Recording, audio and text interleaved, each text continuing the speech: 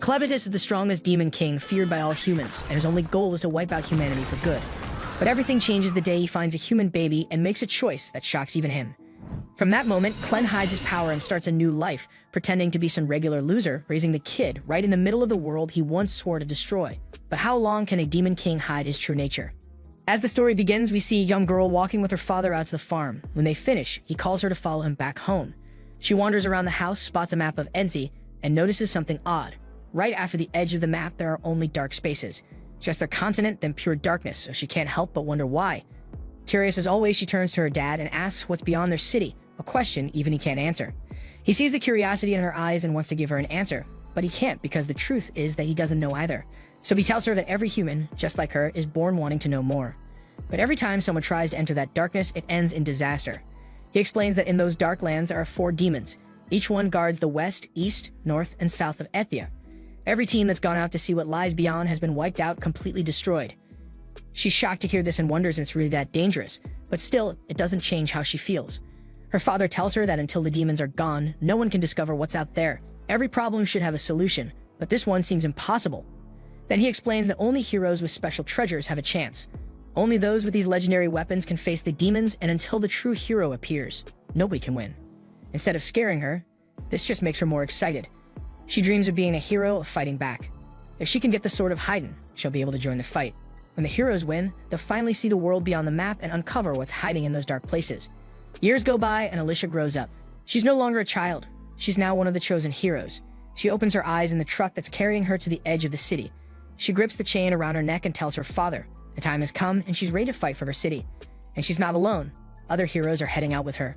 As the journey continues, the group starts to talk and slowly introduce themselves along the way. There are a few notable figures among them, like Minarch, who carries the Golden Utopia treasure and simply says he doesn't know where he's from. They all look over at Alicia and ask her to introduce herself, clearly surprised to see a woman among their ranks, but Alicia doesn't bother to respond or say a word about herself. The carriage keeps rolling until they reach the edge of the territory where Stefan, known for wielding the Pegasus treasure, warns the group that they're getting close. Some of the others quietly whisper among themselves that Stefan is actually the strongest one in the whole group, which is why he acts like he is the leader. Suddenly, the carriage comes to a stop, and the driver tells them it can't go any farther. Everyone prepares to get down, but before they've even set foot on the ground, a sudden attack by demons catches them off guard, and in the chaos, several drivers are killed right away. Stefan yells for everyone to get out and fight back. They all rush out, and Stefan immediately divides the squad into smaller groups. The archers and lancers quickly jump into action, while Stefan tells the rest that he's going to team up with Alicia to take on the remaining enemies. Alicia, carrying the Rock Swallow treasure, joins Stefan in the battle. She's powerful and charismatic, but what stands out most is how sharp and aware she is of everything happening around her, never missing a detail. Then we see that standing on a mount in front of them is one of the demon lords, who begins speaking about the world being born from chaos. He admits that if the world itself is born of chaos, then he must be as well, and maybe he's right. The fighting gets even more intense as all the heroes leap and push their way through hills and over rocky ground, making their way up to the top of the mountain. Stefan, excited and ready for the challenge, is determined to live up to his reputation as the most intelligent one among them. He tells the group that today is the day they'll be recognized as true heroes, and they have to prove to everyone who chose them that they really are strong enough. Finally, when they reach Luna Mountain, the Demon Lord steps forward and shows himself. He looks both stunning and terrifying at the same time, with white, fluffy skin and a piercing stare that makes everyone uneasy. This is Clevitus of the Moonlight, the ruler of the far southern end of Ethia. Stefan is momentarily thrown off, and even he admits just how frightening this enemy really is. But despite the fear, this is exactly what they came for. They're here on a mission, they're not alone, and together they're determined to make the legend a reality. But just as Stefan braces himself to attack, Clevitus suddenly launches a strike from a distance, hurling Stefan into the side of the mountain and killing him instantly. And unfortunately, that was the end of Stefan. Everyone stands there frozen and shocked as hell because Clevitus didn't even move an inch and Stefan's already dead.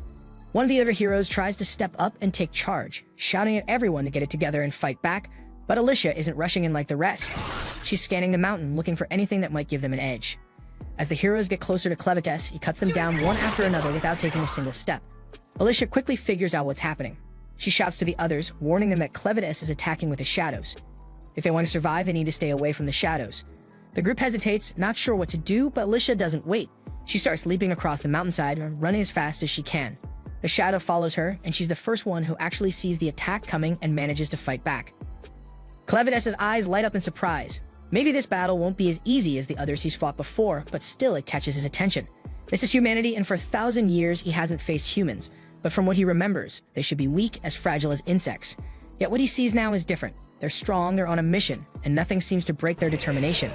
He can't quite figure out what's driving them, but he wants to understand where their strength comes from. The heroes fight with everything they have, but Clevites defeats them all. In the end, Alicia is the last to fall. As she's sent flying into the air, she closes her eyes, accepting her fate. She apologizes to her father for not making her dream come true, but not every dream is meant to happen, and hers is one of those that just wasn't meant to be. Meanwhile, in capital Hitterat, the people of the Haydn Kingdom go about their daily lives, unaware of the danger approaching.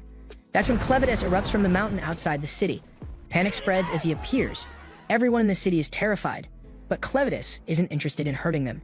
He's only curious about what drives these people. He remembers that the ones who attacked him called themselves heroes sent by the king of Haydn, and now he plans to fight his way to the palace to reach the king. The villagers panic and run for safety, while the knights rush into action, bringing out their archers to launch an attack. But Clevites doesn't attack them in return. Instead, he soars above the rooftops, heading straight for the palace, determined to discover what lies at the heart of their resolve. The knights strengthen the security of the palace gates and fire a volley of arrows at Clevites, but none of their shots come close to hitting him. He watches their attacks, unfazed, and quickly realizes they're not as strong as he expected. They're still weak and nothing they do can harm him. With a single swing of his arm, he smashes the palace wall to the ground. The knights quickly realize the situation is out of their control, so one of them rushes off to warn the king that the Demon King has attacked. The king doesn't seem surprised. For the Demon King to reach the city, there can only be one reason: the heroes have failed. He rises from his throne and moves toward the only thing he has left to protect, the legendary blade of Haydn, Mana Hitarit. The knight insists that a demon has invaded the city and can't be stopped, urging the king to hide. But if the demon truly is unstoppable, the king reasons there's no point in running because no matter where he goes, the demon will find him. The knights keep fighting, launching fire and arrows at Clevites, but he knows none of it will make a difference. Still, he remembers how Alicia's sword managed to wound him, even if just a little. It proves that if humans are left unchecked, they can eventually grow stronger and become a threat. He never approached human territory, but now they're after his land, and for him, that's reason enough to fight back.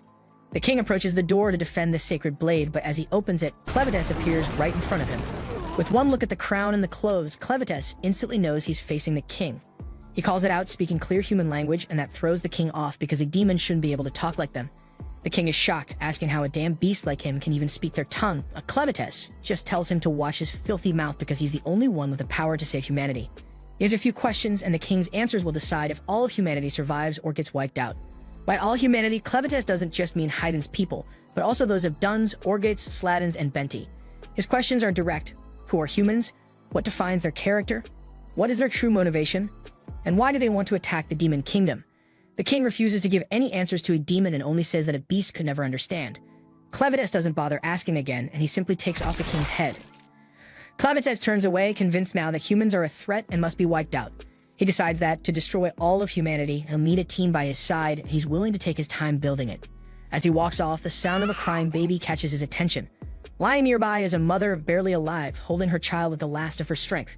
Clevites comes closer, uninterested at first when he sees it's just a human baby. But then the mother speaks. She begs him and pleads for him to save her child. He's taken aback and wonders if she even knows who the hell she's asking because she's begging the very source of her people's suffering. He tells her straight out that he's here to destroy humanity, and if she needs to blame someone for the baby's death, she should blame the child for being born human. But the dying woman refuses to back down and insists that no child ever gets to choose what they're born as. He doesn't care, but still he tells her if she wants him to spare the baby, she should give him a reason.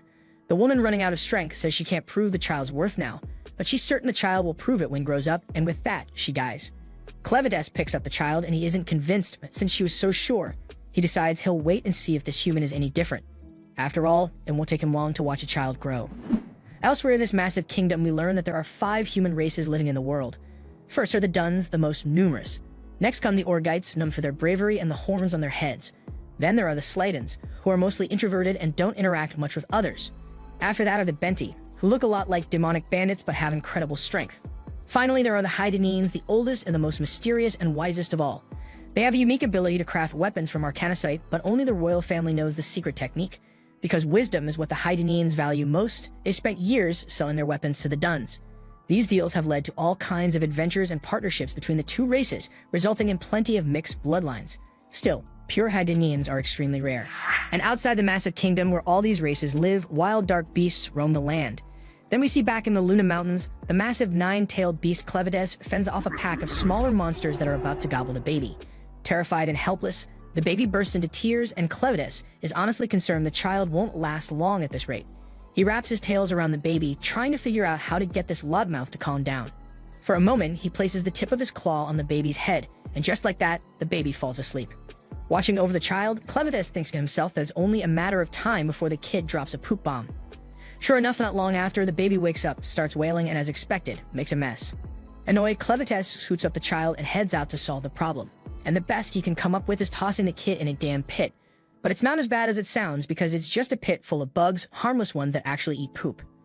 Then while the bugs dig into the delicious meal, Clevitus blurts out his ridiculous idea that humans supposedly reach adulthood in just a matter of nights. He thinks back to where he found the baby and realizes he doesn't even know who this kid really is, and he blames his own soft heart for turning back to pick up the child in the first place. But it's too late for regrets. Now he's stuck with a human baby, and his pride as Lord of the Dark Beasts won't let him drop the kid off anywhere, so he decides he'll just have to raise the kid himself, but he has no idea what the hell to do next. He knows he can't raise the child alone because humans need to eat, and he has zero experience with this. Thinking fast, he looks at the bodies left behind from the recent battle and decides to revive Alicia. Then we see that Alicia's father was killed by dark beasts, and that's why she led an army to get revenge on the Lord of Dark Beasts, but that only ended in tragedy for her and her team. Now with Clevitus's dark powers, Alicia is given a second shot at life. The moment she wakes up, she tries to fight back, but quickly notices her sword and the bodies of her comrades are gone. Clevitus tells her, almost bragging, that he brought her back to life using his dark power, so she's basically a walking corpse now. After hearing that, she looks down at herself, stunned and horrified. But then she gets more confused about how the hell Clevitus speaks their language so well, but then deep down, she's still a little bit relieved to realize she's the only one left alive. Right then, Clevitus orders Alicia to reveal her fun bags. Shocked, she immediately thinks the Lord of Dark Beasts is making some kind of pervy advances on her, and her mind starts to run wild. But before she can react further, he interrupts her dirty thoughts and explains it's because the baby is hungry. He orders her to ditch the armor and get her melons out now. And because he used dark magic to revive her, she's forced to obey, even though she's frustrated and embarrassed. She slowly lifts her top and does what he asked, only to discover that, unsurprisingly, she doesn't have any milk at all. Clevitus is completely taken aback, but Alicia's still annoyed, explains to him that only women who've given birth can produce milk. Embarrassed by the whole situation, she begs him to just end her life, but he ignores her. While they argue, the baby starts crying again, and instead of solving the problem, the two end up arguing about how Clevitus even found the child in the first place. Tired of the pointless conversation, Clevitus orders her to come up with a way to feed the baby. Even though Alicia knows nothing about raising a child, she admits they need a woman who can actually nurse the baby. The next problem is, how do they find one? So she tells him they have to hire someone, but that requires money, and Clevitus, of course, is completely broke. But Alicia points out that with all the arcanicite in the cave, they could easily make some cash. While he's thinking this over, Alicia contemplates attacking him, but with no weapon, she has no choice but to stand by. After a quick pause, Clevitus agrees to find a woman who can feed the baby. He's about to leave the cave when Alicia points out the obvious. He can't just walk into town in his current form because he'd terrify everyone he saw. Alicia then offers to take the baby herself, but Clevitus refuses to let the child out of his sight. So instead, he transforms himself into the form of a human boy. While his disguise is pretty convincing, his 9 tails are still swishing behind him. He quickly pulls the tails into his shadow underneath, but one small horn stays on his head. Not noticing the horn, Clevitus is satisfied with his disguise, and Alicia wisely decides not to say a word about it. Before they head out, Clevitus decides they need names. He picks Clen for himself and gives the baby the name Luna. Only then does he bother to ask Alicia what her name is, and she finally tells him. After that, they all head down to a small river nearby. Once there, Alicia takes on the job of bathing the child. In the middle of it, Clen interrupts her constantly, but she keeps going until Luna ends up peeing right in her face. Clen doesn't miss a chance to criticize, acting like the world's most annoying mother-in-law. He nitpicks everything she does, from the way she washes the baby to how she wraps him up, even pointing out which spots she should focus on while cleaning. Once Alicia is done, she's exhausted, but Clen actually thinks the poop-eating bugs did a better job than she did. They leave the river and make their way to Alicia's old camp, only to find it empty. Alicia explains that her group hid their valuables somewhere else before the attack. They set out for the stash, but Clen makes her stop to clean up herself first because she stinks. Also, he hands her the baby's dirty clothes and tells her to wash them too. While doing this, Alicia notices the crest of the Hydenian's royal family on the fabric, and she realizes the baby is actually royalty. At the same time, back in the ruins of the castle, a lone soldier runs through the wreckage, searching for survivors. He's shocked by the devastation left by the Dark Lord and remembers that the crown princess had planned to escape the kingdom with her child before disaster struck. He curses the king's madness for destroying the kingdom, but still clings to hope that someone made it out alive. Meanwhile, General Drell and his men survey the remains of the Hydenian's kingdom. Drell quickly orders one of his soldiers to inform the Emperor, warning that if they don't claim the land now, another race will beat them to it. He's mainly interested in the secrets of arcanicite crafting, a technique known only to the Haedanese royal family. As he heads back to gather his army, he tells his second-in-command Maynard to hunt for any survivors with royal blood and bring them straight to him. Back with our happy family, we see Alicia confront Clem, holding up the crested cloth and accusing him of kidnapping a child with royal blood. Clem is stunned to hear this because he honestly didn't know. He tells Alicia that someone who looked exactly like the human form he's now using was the one who handed him the child. Alicia doesn't buy his story for a second, but Clem cuts her off and admits he killed the king because the king attacked him first. He warns her that now plenty of people will be searching for the child, hoping to get the secret of arcanicite crafting. Now that he knows the child is royal, Clem is determined to raise him as a king, planning to control things from behind the scenes. Alicia feels a chill because she's scared by the idea that Clem thinks of Luna as his servant. She suddenly wonders if, by revealing Luna's true identity, she's only made things worse. Clem then interrupts her thoughts, reminding her that they still need to find a woman with milk to feed the baby. As they head out, Alicia tries to reassure herself that humans would never accept Clem, especially the horns sticking out of his head. But then she remembers that the Orgites have similar horns, which could make it easy for Clem to blend in. Still, Alicia is convinced the humans will eventually figure him out and stop whatever he's planning. At the same time, she realizes just how obsessed Clem is with Luna, and the thought of Luna being harmed or lost terrifies her. So from that moment, Alicia decides she must do everything she can to protect Luna no matter what, or humanity will vanish. On the road, the group is suddenly attacked by bandits. The first blow lands square on Clem's head. Alicia assumes that ordinary bandits should be no problem for the Lord of Dark Beasts, but to her shock, Clem collapses to the ground, bleeding heavily. Panicked, Alicia screams like an annoying girl, only to be struck from behind herself, knocking her out cold. She's stunned by how weak she is, even with Clevides' dark magic inside her. Sometime later, Alicia wakes up, momentarily disoriented, as if she's surrounded by her own soldiers on a mission to attack Clevites. But before she can get comfortable in her daydream, Clem snaps at her to wake up. Reality sets in. They've both been captured by the bandits, and Clem is grinning about it. They notice that they are all stuffed into the bandits' shitty carriage, packed tighter than a can of sardines, with a bunch of other poor bastards who've also been captured. And somehow, Clem is just chilling with little Luna sleeping peacefully in his arms, a stupid-ass grin plastered on his face that makes Alicia's anxiety skyrocket. She glances at Luna sleeping quietly and asks Clem how in the hell he managed to calm the kid down. Clem replies that Luna was indeed crying earlier, but thanks to the gentle rocking of the carriage, she's quiet now. Alicia pushes her way past the other miserable captives until she's close enough to whisper sharply at Clem, demanding to know why he, the badass legendary demon king, let himself get caught so easily. She figures his sudden makeover must have weakened him so much that some random asshole knocked him out with a single hit. Clem chuckles, admitting that she's almost right. Apparently, when he transformed into this scrawny-ass human disguised, it accidentally made his body as fragile as a damn toothpick. He didn't see that coming, so when someone cheap shot at him from behind, he went lights out immediately. Basically, his natural defense system is now about as effective as a wet napkin, but luckily, he can still power up his defenses if he really needs to. So Alicia wonders why Clem hasn't busted their asses out yet. Clem calmly explains that since he's now undercover as a human, he intends to keep his true badass Demon King powers under wraps until Luna is old enough to inherit the throne. Besides, he actually wants to let things play out so he can learn more about humans, especially why these innocent schmucks got kidnapped in the first place. Alicia stares at him like he's an idiot before bluntly explaining to his clueless brain that they've obviously been captured by bandits, who probably plan to sell their unlucky asses off to slave traders. Anyway, she quickly begs Clem not to judge all humans based on these thieving scumbags, because bandits are literally the bottom of humanity's barrel. Not long after, the carriage pulls up at the bandits' rundown base, and they're immediately split into two groups, men on one side, women and kids on the other. One of the captives suddenly makes a run for it, clearly sick of this bullshit.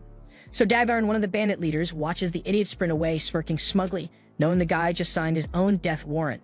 Sure enough, another bandit casually hurls a dagger at the fleeing guy, impaling him straight through the back and dropping him faster than a sack of potatoes.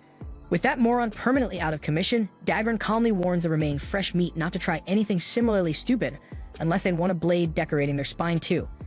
Then his attention shifts straight to Alicia. He orders her to follow him, and before she can even protest, he roughly drags her off toward his room, intent on getting to the bottom of her melon. Clem then stands uncertainly until a woman named Karma, who appears to be in charge of handling the women and children section of this lovely human trafficking operation, notices him spacing out. Spotting Luna in his arms, Karma calls over her servant Neru, whose messed up job is basically daycare for kidnapped infants. Then we learn that the bandits' hideout is located in an abandoned quarry, and deep at the bottom of this sketchy-ass pit lies a mysterious pool of water, and at the very bottom of that pool sits a legendary red blade. Of course, it's guarded by something nasty as hell, probably a monster strong enough to rip anyone's face off. Anyway, turns out Dagarn isn't exactly the creep I thought he was, because he just drags Alicia straight to Vroko, the asshole currently playing leader of the Crows in place of their real boss, Zozak. Apparently, Vroko staged a little coup, stealing the top dog position, and nobody's dumb enough to complain since his pet beast Betty is a literal murder machine capable of turning anyone into ground beef. Alicia recognizes Betty immediately as a vicious Western demon and is stunned that a dumbass like Vroko actually managed to tame it. Vroko casually chats with Betty, who complains that she's bored and wants to play with a human guy. With a twisted grin, Vroko tells her to help herself to either one of the unlucky bandit morons who brought Alicia over. But before Betty picks her unlucky chew toy, Vroko finally reveals why he summoned Alicia. Obviously, his goons snatched the magic crystals Alicia grabbed from Clen's crib, and Vroko knows exactly that they're from Mount Moon, the lair of Big Bad Clevites. Considering this, plus the fact Alicia didn't immediately shit herself at Betty's presence, Vroko deduces she's one of the 13 heroes from Haydn sent on a suicide mission to take out Clevites. Assuming Alicia was headed back to Haydn loaded with these crystals, Vroko decides to drop a bombshell. The royal capital of Haydn has already been annihilated by Clevites. But this little apocalypse isn't exactly bad news for Vroko's crooked business. He proudly flashes a reddish sword, claiming it's a mana hitterite blade, which only Haydn royalty know how to craft. Of course, Vroko's sword is faker than a $3 bill, and the Crows have been scamming people left and right with these knockoffs. Now that the entire royal family has officially logged off permanently, the price of these phony mana hitterite swords has become extremely valuable. It's one hell of a money-making scheme if Vroko's greedy ass isn't satisfied because he's after something even bigger. The purest, most legit hitterite swords crafted personally by Haydn's kings and handed exclusively to their heroes. Vroko confidently assumes all the other heroes have already gotten their asses handed to them by Clevites, accusing Alicia of abandoning her crew to save her own skin. He demands Alicia spill where the hell her own weapon is, plus the weapons from her 12 despawned teammates. Alicia stays stubbornly silent, pissing Vroko off even more, so he orders Dagarn and Satch to drag her ass back to Clevites' lair to find those valuable treasures. Dagarn, showing a rare spark of brains, suggests maybe it'd be smarter to have Alicia chase after another treasure they've been eyeing. But Vroko sticks to his guns, insisting on the original plan. Before sending them off, Vroko tells Dagarn and Satch they're free to warm up with Alicia however they like, making sure she won't cause trouble during the journey. At the same time, Clen's found himself working as a waiter at the shitty little inn run by Karma.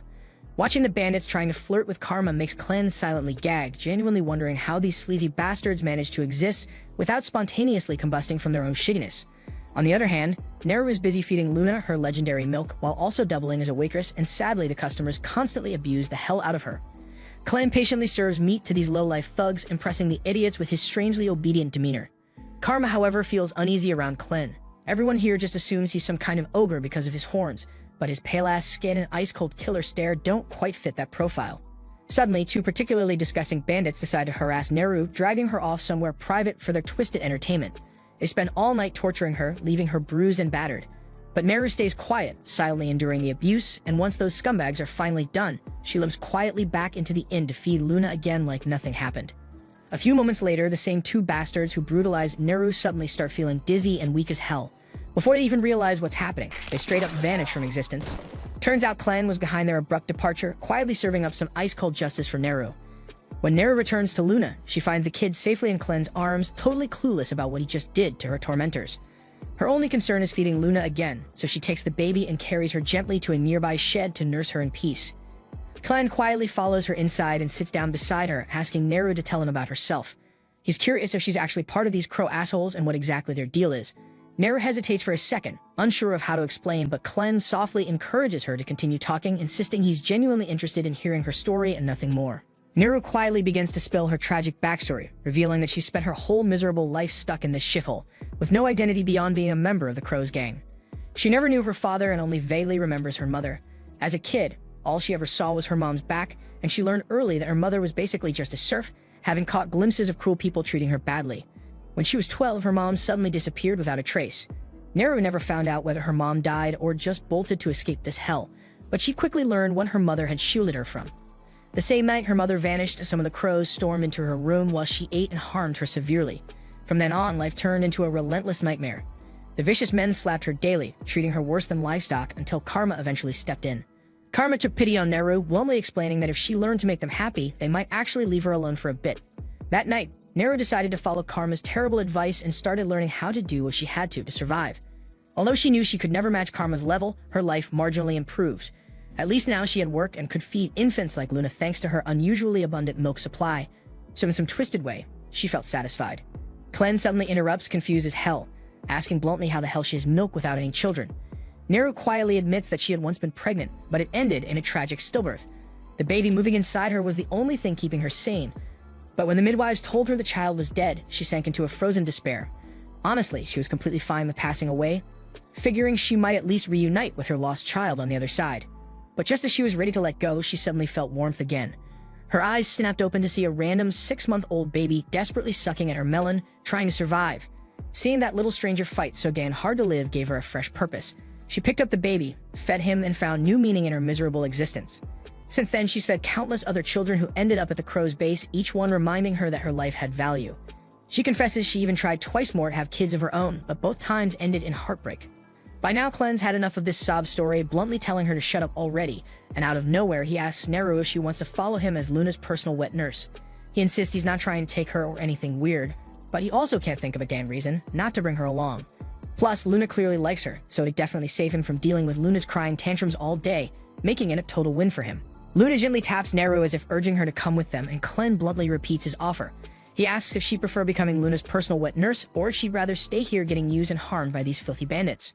Neru hesitates. She knows damn well it's a once-in-a-lifetime opportunity, but as far as she knows, Clen is just another slave, and hitching her hopes to him feels short-sighted as hell. She quietly admits she wishes things were different, but tells Clen she can't go with him. She gently explains that as long as he's a slave too, she can't trust he'll be able to protect her. Plus, there are plenty of other helpless kids here who depend on her for survival. Reluctantly, she hands Luna back to Clen, gives them one last sad look, and quietly walks away. Meanwhile, the bandit assholes drag Alicia over to a sketchy-ass bridge and force her to walk out onto it. Halfway across, she pauses and stares down, making the bandits laugh their asses off. They mockingly warn her that jumping from this height would be a quick ticket straight to hell. But Alicia's actually staring at something else entirely, gleaming gems resting at the bottom of the river below.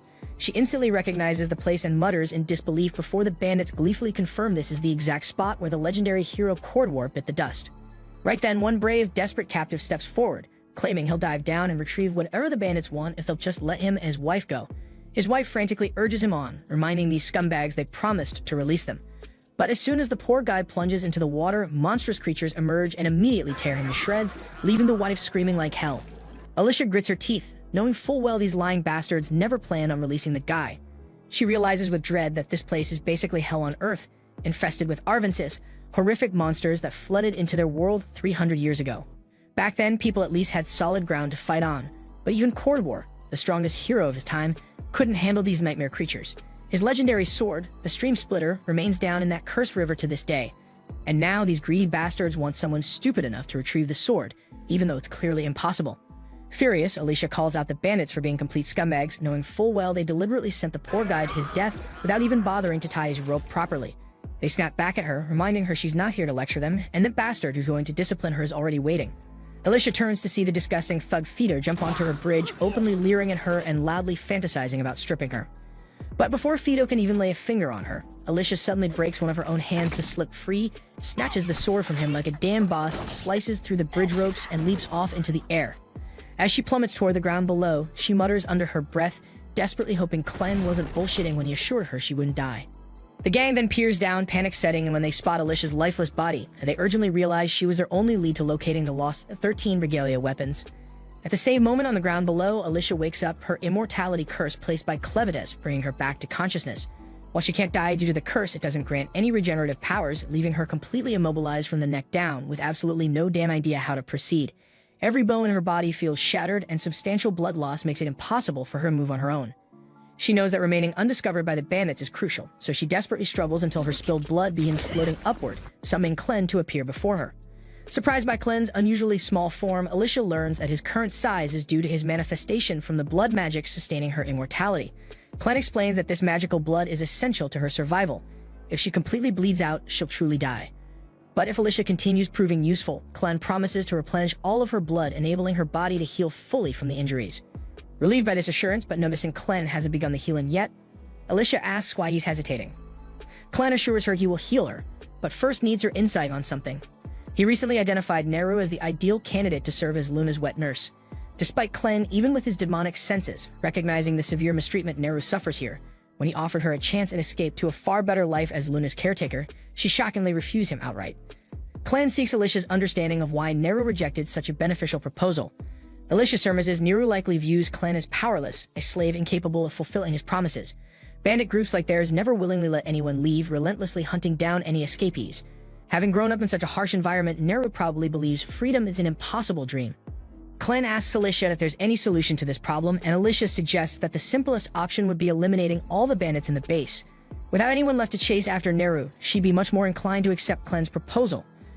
Alicia points out that with Clen's immense power, wiping out the entire bandit group should be easy, but Clen refuses, concerned about drawing unwanted attention. He can't afford to reveal his absence from the mountain, fearing others might seize the opportunity to attack Clevidus' territory. Instead, Clen insists Alicia should handle it, reasoning it wouldn't be unusual for a hero like her to eliminate a group of bandits during her journey.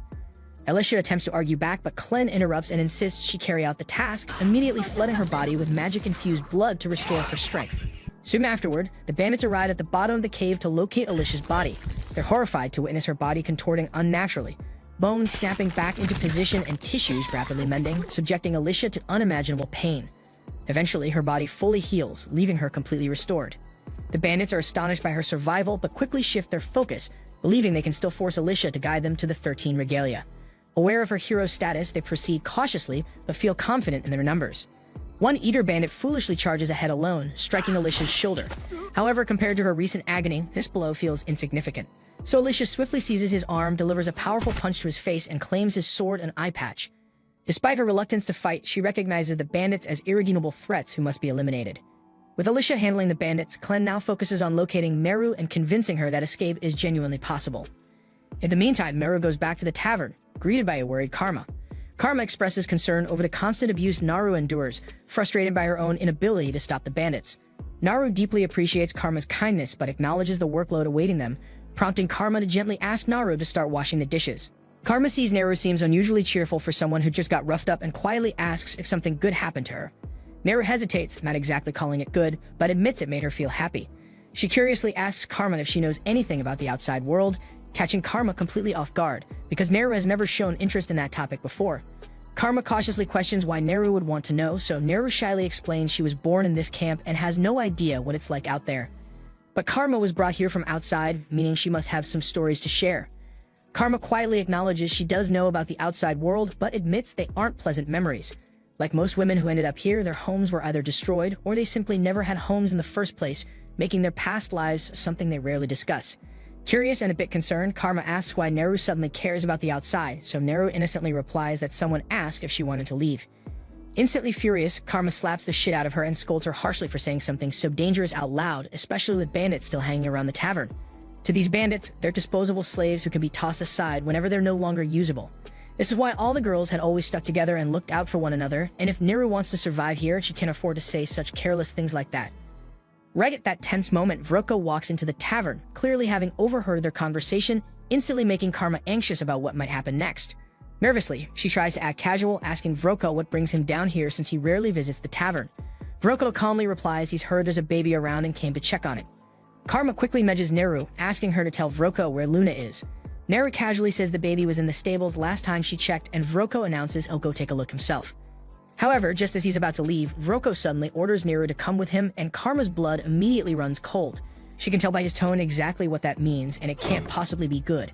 Karma desperately tries to speak up for Naru, but since she holds no power here, there's nothing she can actually do. Naru, clueless about what's awaiting her, obediently follows Vroko. Once they're gone, Karma angrily slams her hands on the table, overcome with guilt and frustration. Naru was the only one around who could feed the babies, but Vroko clearly didn't care less.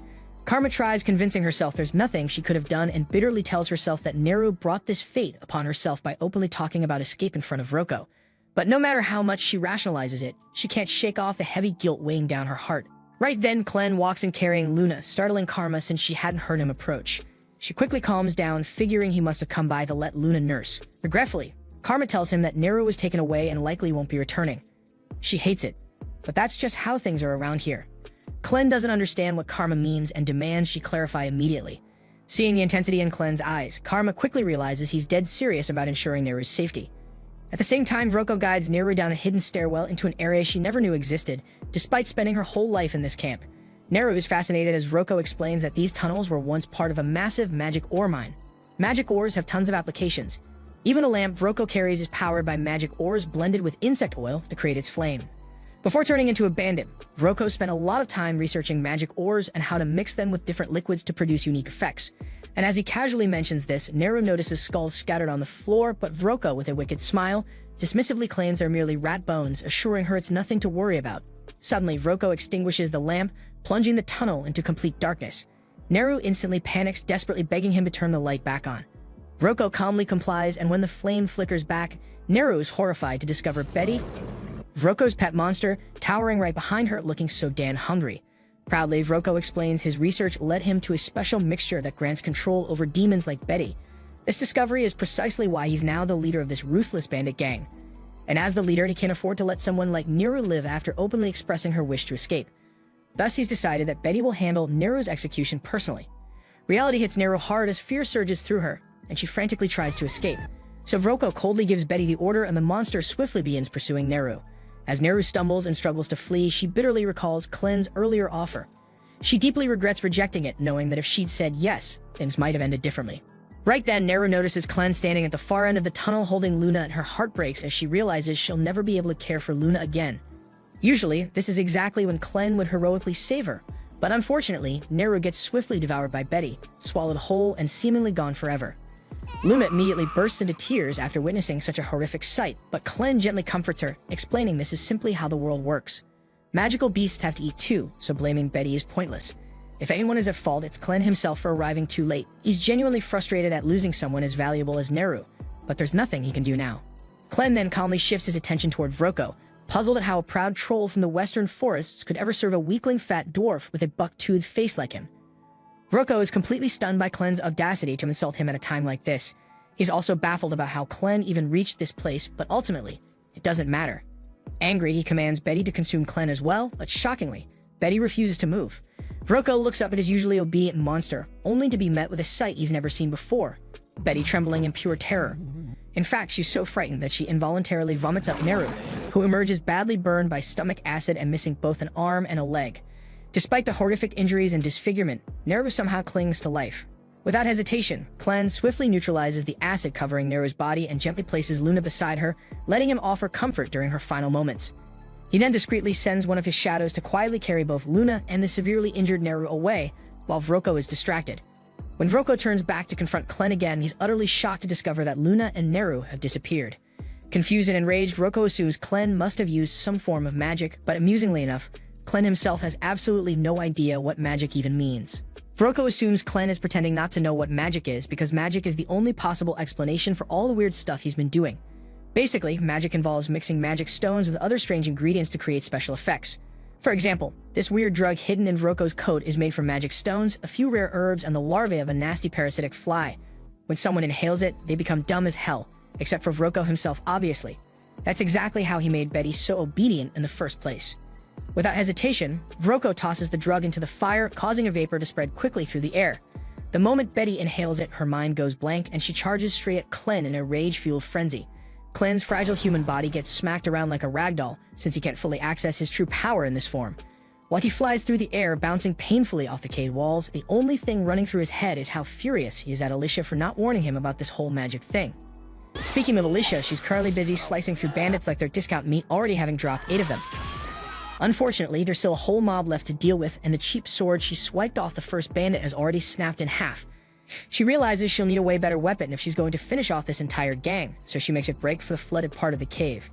Around 50 angry bandits are still chasing her, and even though she's immortal, exhaustion is a very real problem. If her energy runs out before the bandits do, she's seriously screwed. Alicia finally reaches the flooded area, but there's already a pack of hungry monsters swimming at the surface, ready to snack on her. Jumping straight in would be suicide, so instead, she rushes up the wooden scaffolding, luring as many bandits after her as possible. Once a big group has followed her up, Alicia swiftly slices the ropes holding the scaffolding together, sending the screaming bandits crashing into the water below. With so many bandits suddenly flailing in the water, the monsters lose their minds and start tearing into them, enjoying a full-on buffet. While everyone is busy getting eaten, Alicia hides herself inside a nearby barrel. Since suffocating to death isn't a problem for her, she patiently waits as the barrel sinks into the depths, bringing her safely down to the bottom of the lake, exactly where the legendary sword awaits. But actually managing to hold her breath all the way down proves way harder than Alicia had anticipated, and pretty soon the crushing pressure and agonizing lack of oxygen start kicking her ass exactly like she feared. Her body goes numb under the relentless squeeze of water, even though she knows she's immortal and won't actually drown here, forcing herself to ignore that overwhelming instinct to bolt back to the surface is pure torture. After what feels like an eternity, she finally smashes against the ground, stumbling out of the barrel in a disoriented daze. Instantly, the crimson glow of the legendary sword catches her eye, shining faintly in the darkness, and she immediately drags herself toward it, despite her muscles screaming from exhaustion. Alicia knows damn well that once she grabs that sword, she'll gain a massive power-up, and hauling herself out of this hellhole will become a piece of cake. But just as she's about to catch it, an enormous blood-red eye opens directly in front of her face, and only then does it dawn on Alicia that she's not actually standing on the lake bed, but right on the goddamn back of a colossal monster, which has just woken up thanks to her clumsy landing. The huge beast starts rising from its sleep, throwing Alicia around like a ragdoll in the violent currents. It hits her that this abomination is exactly why the legendary hero bit the dust down here. But she's not about to lose her focus now. Frantically, she lunges once more toward the sword, desperate to grasp its hilt, but right then the enormous creature opens its cavernous mouth, creating a powerful suction that threatens to swallow her whole. Alicia can't fight the insane pull, but at the last possible second, she manages to snatch the sword, just as the monster clamps its jaws shut on her arm.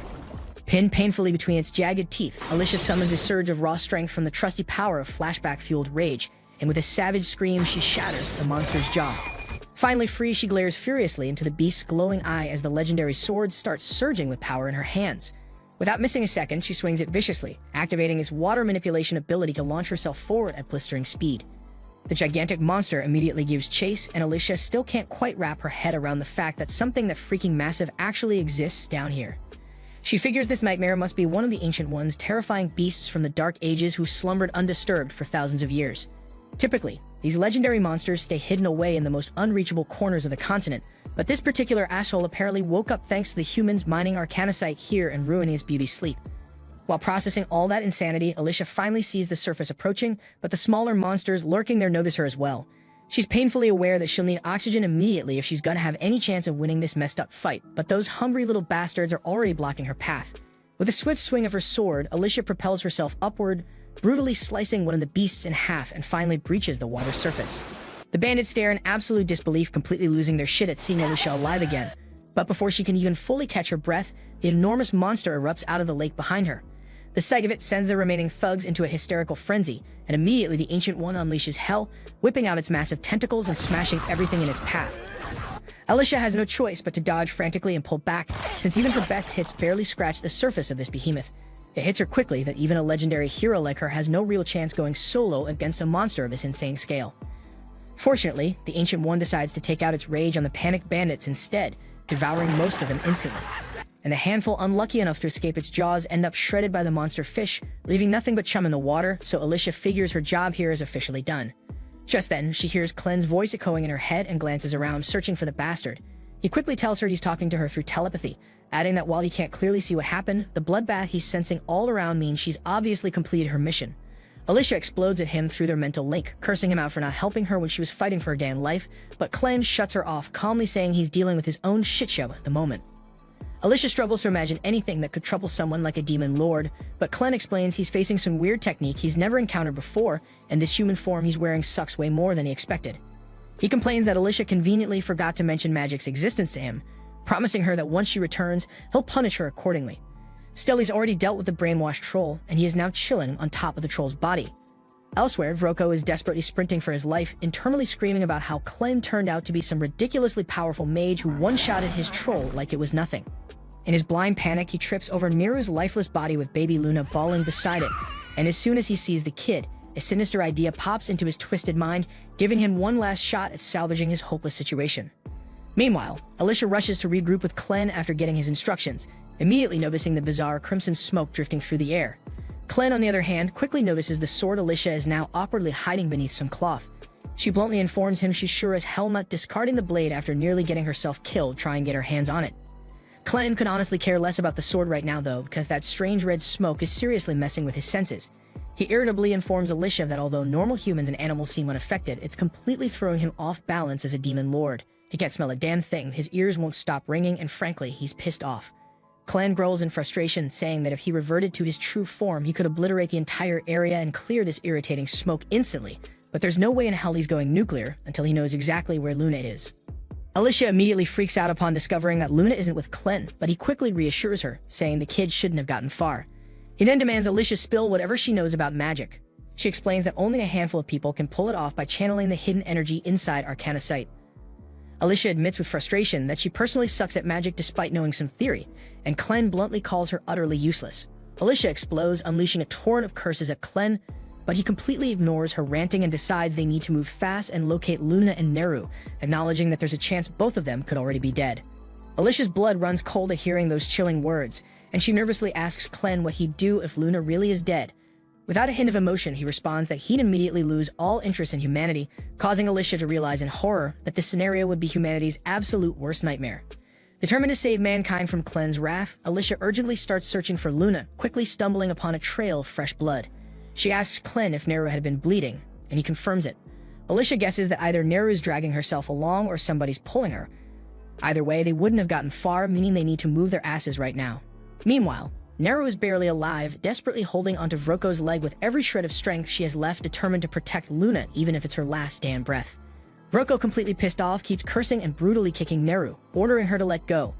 But she stubbornly refuses. Vroko is desperate to shake Neru off so he can flee with Luna, since earlier when tried to grab the kid, Luna's cry made his magic lantern explode spectacularly. This made him realize that Luna clearly possesses insane magical talent, and being a pure-blooded Haiden, he might even belong to the royal family. Frustrated, Vroko raises his blade to cut off Neru's wrist and finally free himself. But just then Alicia bursts onto the scene, furiously ordering him to stop. Vroko merely pisses himself, demanding to know what happened to his men who went after her. Clen coldly answers him, casually mentioning that his men ended up as dark beast snacks. Vroko totally panics now, desperately threatening Alicia and Clen not to get closer or he'll chop off Luna's tiny fingers. Clen, completely unfazed, dares the bastard to go ahead, mocking him that he can just heal any injuries anyway. Alicia quickly interrupts Clen, scolding him that even if he fixes Luna's wounds, he can't heal the mental scars he'll leave behind. She insists Clen shut up and let her handle this negotiation herself, then dramatically reveals she has the legendary hero's magical weapon. Vroko practically loses his mind when he spots the legendary sword, but Alicia suddenly hurls it into the wall behind him, shouting at him to take it. She instructs him that he'll need both hands to pry the sword out and promises that if he leaves Luna unharmed, she'll let him keep the sword and walk away. Vroko starts laughing bitterly, calling bullshit because no true hero would ever trade away such a powerful weapon just for some brat. Convinced now more than ever that Luna really is royal blood, Vroko changes his tactics and demands Alicia reveal the locations of the 13 legendary weapons she and her allies possess if she wants the kid back. And Clen also tells Alicia to just give up the damn locations, dismissively remarking that they're only weapons after all. Alicia coldly tells Vroko that the legendary weapons are hidden at the deepest part of the canyon beneath Luna Mountain, but warns him he'll have to personally haul his ass there if he wants them. Vroko chuckles smugly, boasting that it will be easy for him to snatch those weapons since he's mastered more than just one type of magic. Without warning, he throws a mysterious black powder into the air, gently taps Luna to startle the kid into crying, and triggers Luna's powerful magic instinctively. Luna's energy activates Vroko's hidden spell, cloaking him in invisibility. Smirking with confidence, he starts strolling away, fully convinced Alicia and Clen can't possibly track him now. But just as he thinks he's gotten away clean, Alicia suddenly materializes directly in his path and effortlessly slices him straight in half. Vroko, completely baffled, gasps in disbelief, asking how in the hell she found him. Alicia coldly explains that even if he turned invisible and muffled all the noise he made, she could still clearly hear Luna's crying. Meanwhile, Clen retrieves Luna and brushes the invisibility dust off the kid. Alicia bitterly decides to let Vroko's corpse remain invisible, quickly turning her attention to Neru, realizing with gratitude that Luna only survived because Neru protected him with every last ounce of strength she had. Alicia desperately asks Clen if he can't save her, but he coldly replies that he can control only one zombie puppet at a time, and Neru's body is way too damaged for his regeneration ability alone. He casually says they could potentially get replacement parts elsewhere, but it'd be a hell of a lot easier just to let her die. Alicia immediately snaps at him, furiously shouting how the hell he could abandon a woman who sacrificed everything to protect his child. Passionately, she declares that if she were a mother, she'd absolutely trust someone like Neru to watch her child, and hearing Alicia's heartfelt speech, Clen finally caves and decides to save Neru. But he warns Alicia that she'll have to die temporarily because he'll need every bit of mana he invested in her. Without hesitation, Alicia boldly says she doesn't give a damn if she has to die again for someone else. After all, she's the freaking hero. So Clen takes her words at face value, instantly kills her. Moments later, Neru awakens, utterly confused as she realizes she's somehow still alive. Even more shocking, she discovers her body's been completely reconstructed by Clen during the healing process. Neru hesitantly asks if he's the one who saved her life, and Clen casually confirms it, adding that she should really be thanking the hero. He explains that healing Neru took longer than expected, causing Alicia's body to start decomposing. But now that he's restored Alicia's mana, she should wake up again shortly. Seconds later, Alicia woke up dramatically, sprinting up like she's breakdancing, immediately panicking about her missing sword. Clan ignores her antics, calmly informing Meru that she's been reborn, and from now on she'll go by the name Nelliru. He hands Luna back into her arms, firmly telling her that from this moment onward, she'll be traveling with them, and this time without hesitation, Nelliru gratefully accepts his offer with a genuine smile. The following day, Clan snatches Alicia's sword away, devastating her completely, but he bluntly explains that waving it around would attract way too much damn attention, so he'll stash it safely in his shadow until it's actually required. Meanwhile, Nelliru finishes packing tons of loot from the bandits for their trip, even finding some decent-looking clothes for Lumen. Alicia asks if Nelliru is seriously planning on carrying all that stuff alone, since it looks ridiculously heavy. But Nelliru brushes it off, saying it actually feels pretty light. Alicia suddenly remembers Nelliru lost a huge chunk of her body yesterday when she nearly died, so Clan must have swapped those parts out for something powerful enough to make her this strong. But Alicia still has no clue what the hell he actually did. Nelliru then eagerly approaches Alicia, offering to help by carrying her sword, but Alicia sadly admits she doesn't even have her sword anymore. Nelliru instantly perks up, remembering Vroko mentioning he stashed a bunch of badass swords inside his desk. Hearing this, Alicia immediately lights up and begs Clan to at least let her have a normal sword. Clan is fully aware Alicia is practically useless in combat without a weapon, sighs and tells her fine she can go grab one. So Alicia excitedly rushes off to raid Vroko's desk. With Vroko and his entire bandit crew dead and the slaves already gone, the hideout is eerily deserted now. Clan casually asks Nelliru if she'll miss the place, but she quickly responds she's had nothing but nightmares here, so she's more than thrilled to leave it behind. Her only regret is not getting the chance to say goodbye to Karma. Hearing her mention Karma with such sadness, Clan suddenly realizes he might have screwed up earlier, but right before he can say anything, he's viciously ambushed from above. Meanwhile, Alicia kicks Vroko's office door wide open, eagerly searching his desk. She happily discovers some money, a set of leather armor, and a pretty solid sword. More than satisfied, she's about to return triumphantly to Clan, but suddenly, Clan violently crashes through the wall, slamming into the desk, completely wrecking it. Groaning in pain, Clan bitterly remarks he's still not used to how pathetically fragile this stupid human body is, constantly getting ragdolled around like some kind of stuffed animal. However, before Clan can explain what the hell just happened, Gart suddenly steps through the massive hole in the wall, and Alicia instantly realizes he's powerful as hell.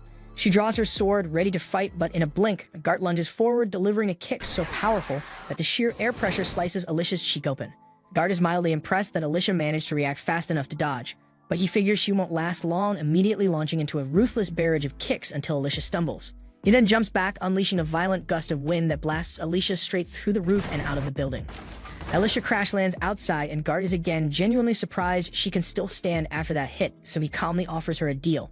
He says he's only after Clan. If Alicia drops her sword and leaves right now, he promises he'll stop fighting her. But Alicia doesn't trust a word Gart says, convinced he's just another surviving bandit. She bitterly wishes she had her Stream Splitter sword right now, but since that's not happening, she'll have to rely on one of Hayden's techniques instead. Clearing every useless thought from her mind, Alicia narrows her focus until the only thing she's thinking about is slicing Gart to pieces. With her mind crystal clear, her movements become much more precise, and she suddenly darts forward with a shocking burst of speed. Gart is caught completely off guard by Alicia's sudden acceleration, and just as her blade is about to land, Clan shouts sharply at her to stop. Alicia's body instantly freezes mid-attack, instinctively obeying Clan's command, but her mind still burns with nothing but pure murder. So Clan has no choice but to smack some sense back into her before things escalate further. Once Alicia snaps back to her senses, Clan explains loudly that this whole fight is just one huge misunderstanding, and there's no good reason to fight Gart. Besides, if Clan hadn't intervened just now, Gart would have obliterated her entire body with a single kick before her sword could even touch him. Gart, being reasonable, calmly asks Clan to elaborate exactly how this is all just a misunderstanding. As far as Gart can tell, Nelliru over there reeks suspiciously like a Dan Western troll, and he heard a rumor about a troll being kept captive in this camp before coming here. He's already checked out the caverns below and discovered the troll's corpse, which was missing multiple body parts as if someone had deliberately removed them. Gart's theory is straightforward. Clan must be the leader here, and he probably killed the troll just for fun, but that's about as far from the truth as it gets. Clan then calmly asks Nelliru to grab Luna and wait by the front gate since he has some business to sort out with Gart privately. As soon as she's gone, Clan casually turns to Alicia and bluntly reveals that Gart is actually a dark beast in disguise. Alicia's jaw practically hits the floor since she had absolutely no clue there were other dark beasts who could transform into humans, but Clan calmly tells her Gart's merely under a seriously powerful illusion. As far as Clan's aware, there's only one being strong enough to pull off illusion magic of this level, and it's Zathir, the dark beast Lord of the West himself. And just for the record, Clan absolutely cannot stand Zathir and would really rather not deal with him at all. Gart, stunned by how accurately Clan identified him after such a brief encounter, demands to know who Clan truly is. Not wanting to expose his actual identity, Clan smoothly lies, claiming he's merely a servant of the dark beast, Lord Clevites. Gart buys the story immediately and dispels his illusion magic, revealing his true form as a monstrous bird serving under Zathir. Having shown his real form, Gart asks Clen to offer proof of his own dark beast identity, prompting Clen to reveal one of his shadow tails. Satisfied by this proof, Gart quickly calls for truce. Meanwhile, Alicia is having a full-blown mental crisis because this is way too much crazy information hitting her at once. First of all, she has zero idea there were other beasts like Clevites who could disguise themselves as humans and speak human languages fluently. If that's true, then what the hell was the point of the heroes going to war against Clevites at all? Noticing Alicia freaking out, Clen sighs, telling her to chill out because there really aren't many dark beasts out there capable of such elaborate disguises. Aside from Zathir, none of them would even bother interacting with humans without a damn good reason. With all that cleared up, Gart bluntly asks why the hell Clen is willingly associating himself with a human lady. Clen smoothly replies that Alicia's just a human he turned into his personal servant, forcing her to obey every command he gives. He's keeping her around solely as a guide while learning about the human world, and the same thing goes for Neluru and Luna, but he makes it clear he's not going to share any more details with Gart. Understanding the situation, Gart decides he won't pry any further, but firmly states that if Clen interferes with his assignment, he'll have no choice but to exterminate him. Clen smirks confidently, telling Gart he's more than welcome to try, but taking him down won't be easy at all. However, since Clen just answered Gart's questions, he decides it's his turn to ask something. Previously, Gart said Zathir was considering wiping out all humanity, but Clen finds that pretty damn weird. From what he remembers, Zathir always loved observing humans, and even the Orgites in the West worshipped him like a freaking deity. So why the sudden desire to annihilate humanity? Gart sighs and agrees to explain. He tells them that 3 days ago, he discovered several dark beasts in the West had their children vanish without a trace. Normally, something like that wouldn't be too suspicious, but he also found the strange vial near the scene, strongly hinting that humans were somehow involved. Gart immediately informs Zathir about this incident, as well as 9 others just like it. Zathir reluctantly admitted humans must be responsible, expressing shock that they betray her trust like this despite all the goodwill she's shown them. Enraged, Zathir ordered Gart to investigate further, and if he confirmed humans were indeed kidnapping the Dark Beast's children from the forest, she completely wiped them from existence. Clen contemplates this for a moment and suddenly realizes there might actually be a connection between the Dark Beast kidnappings and the bandits. The night before, during his interrogation, Karma revealed that every child born in this camp was sold off to a mysterious group due to their special talent, exactly what Vroko intended to do with Luna. Clen suspects there's got to be some link between the kidnapped Dark Beast children and the humans buying these kids. Given the mention of talent, Clen strongly believes magic is involved somehow. The moment Alicia hears Clen mention magic, her expression darkens instantly, prompting Clen to ask if she knows anything. Alicia reluctantly admits magic isn't exactly her specialty, but kidnapping children for magical talent definitely sounds like something those bastard wizards would do. Wizards have completely changed warfare in human kingdoms over recent years. These days, battles are practically decided entirely by the wizards each side has because a single wizard can wipe out dozens, sometimes even hundreds of soldiers with a freaking single spell. Sure, wizards can be countered by other wizards, so they're not invincible, but they're undeniably terrifying on the battlefield. The very first person to weaponize wizards in warfare was General Drell, the infamous Dragon Slayer, who just happens to be the same monster that killed Alicia's father when she was young, so of course Alicia held a bitter grudge against him ever since. Clen finds this revelation pretty interesting, but he's confused as hell why Alicia wasted all her time chasing him instead of hunting down the bastard who actually killed her dad, considering Clevites never even harmed humans before they invaded his territory. So Alicia quietly replies that it was her dad's dying wish, so she had no choice but to set her own feelings aside and complete the assignment to invade Clevites' domain. At the same time, in another part of the human kingdom, General Drell's massive army is marching steadily south, boasting 50,000 men under his command, determined to seize control of the ruins of Haydn for himself. What's left of the battered Haydn army desperately tries to stop him, but they barely scrape together 6,000 troops, and hardly any wizards at that, so it's painfully obvious they stand no chance. Mikkel anxiously asks if reinforcements are close, but given the mess they are in, it'll be at least 3 days before any backup arrives, so they're completely on their own. Yet Commander Rhodey refuses to surrender without a fight. He quickly formulates a risky but promising plan, telling Mikkel that if they can manage to reach the fortress at Highgate and seal it from within, they just might have a chance at holding off Drell's massive army, despite the overwhelming odds. Unfortunately, that strategy relies entirely on cooperation from the soldiers already inside the fortress, and even though Rhodey has urgently sent word explaining their situation, he hasn't heard anything back. So he assumes things inside the fortress must be chaotic as hell too. On top of that, they hadn't yet confirmed whether the rumors about Clevites destroying Haydn were true. But seeing as Bolate dispatched General Drell to seize the territory, Rhodey grimly concludes that Haydn must have indeed lost. And he suspected that Drell's real objective is probably the legendary Forge of Haydn itself, because without it, creating magical weapons would be impossible. Mikkel nods gravely, agreeing it'd be a complete disaster if Bolate got their greedy hands on the forge crafting deadly magical weapons for their army. But the reality is even worse. The Royal Forge of Haydn is one of the oldest and most powerful magical artifacts ever created. If those magic-obsessed Bolates managed to obtain it, who knows what dark secrets they'd uncover? And with that kind of power, conquering the entire continent would be child's play. So Rhodey sternly concludes they must prevent that nightmare scenario at all costs. Elsewhere, General Drell meets privately with Maynard, the most powerful wizard under his command. Maynard reports he's now confirmed that Haydn has definitely been obliterated by Clevides, and tragically, every member of the royal family was verified dead. Well, almost all because the 6-month-old crown prince somehow escaped. He's the last remaining royal heir, but his whereabouts remain anonymous, so Maynard can't get verified if the child's alive or dead. In better news, though, Maynard reveals he's received a report from some bandits who discovered a baby matching the prince's description exactly. Maynard insists it's worth looking into, and Drell immediately grants him full authority, ordering him to use any means necessary to track down that baby and bring him back. Soon, Clem and the gang had just rolled into a nearby town, and while Alicia went off to dig up some intel, Nulleru decided to make Clem a cup of coffee. Of course, Clem had no idea what that even was, so he asked her, and turns out she didn't really know either. It was just an overpriced drink that Vroko used to force her to make for him every now and then, so she figured it might be worth grabbing some beans on the way out, thinking Clem might enjoy it. Curious about the mystery bean soup, Clem let it cool, took a sip, and to his surprise, it was actually delicious. Neller is happy he liked it, but there's something that's been nagging at her. She finally asks what happened to that sketchy guy who attacked Clem back at the camp, the one who mysteriously dipped without a trace. Clem explains that after Gart learned about wizards and magic from Alicia, he said he was heading off to report back to his master, so they won't be seeing him for a while. Still, Clem assures her that even if Gart shows up again, he probably won't cause trouble because the dude's not suspicious of them anymore. Right then, Alicia comes sprinting up the hill looking like a walking red flag. She's got bad news. The situation in Haydn has gone completely off the rails. The neighboring country of Bolade has smashed through the border and launched a full-scale invasion. Haydn is trying to fight back, but with the king dead and the capital already destroyed, their chances of winning are basically non-existent. The country of Estlin apparently tried to stall Bolade's advance, but it didn't do much in the end. Clem, still trying to piece all this together, asks why Estlin would even bother helping Haydn when they're not directly involved. Alicia explains that Estlin and Bolade have been at each other's throats for years, and even though Estlin's currently the weaker nation, they can't afford to let Bolade get their hands on the Haydn forge. If Bolade managed to claim that, they become practically unstoppable. But even if they did capture it, they wouldn't be able to use it properly without someone of royal blood.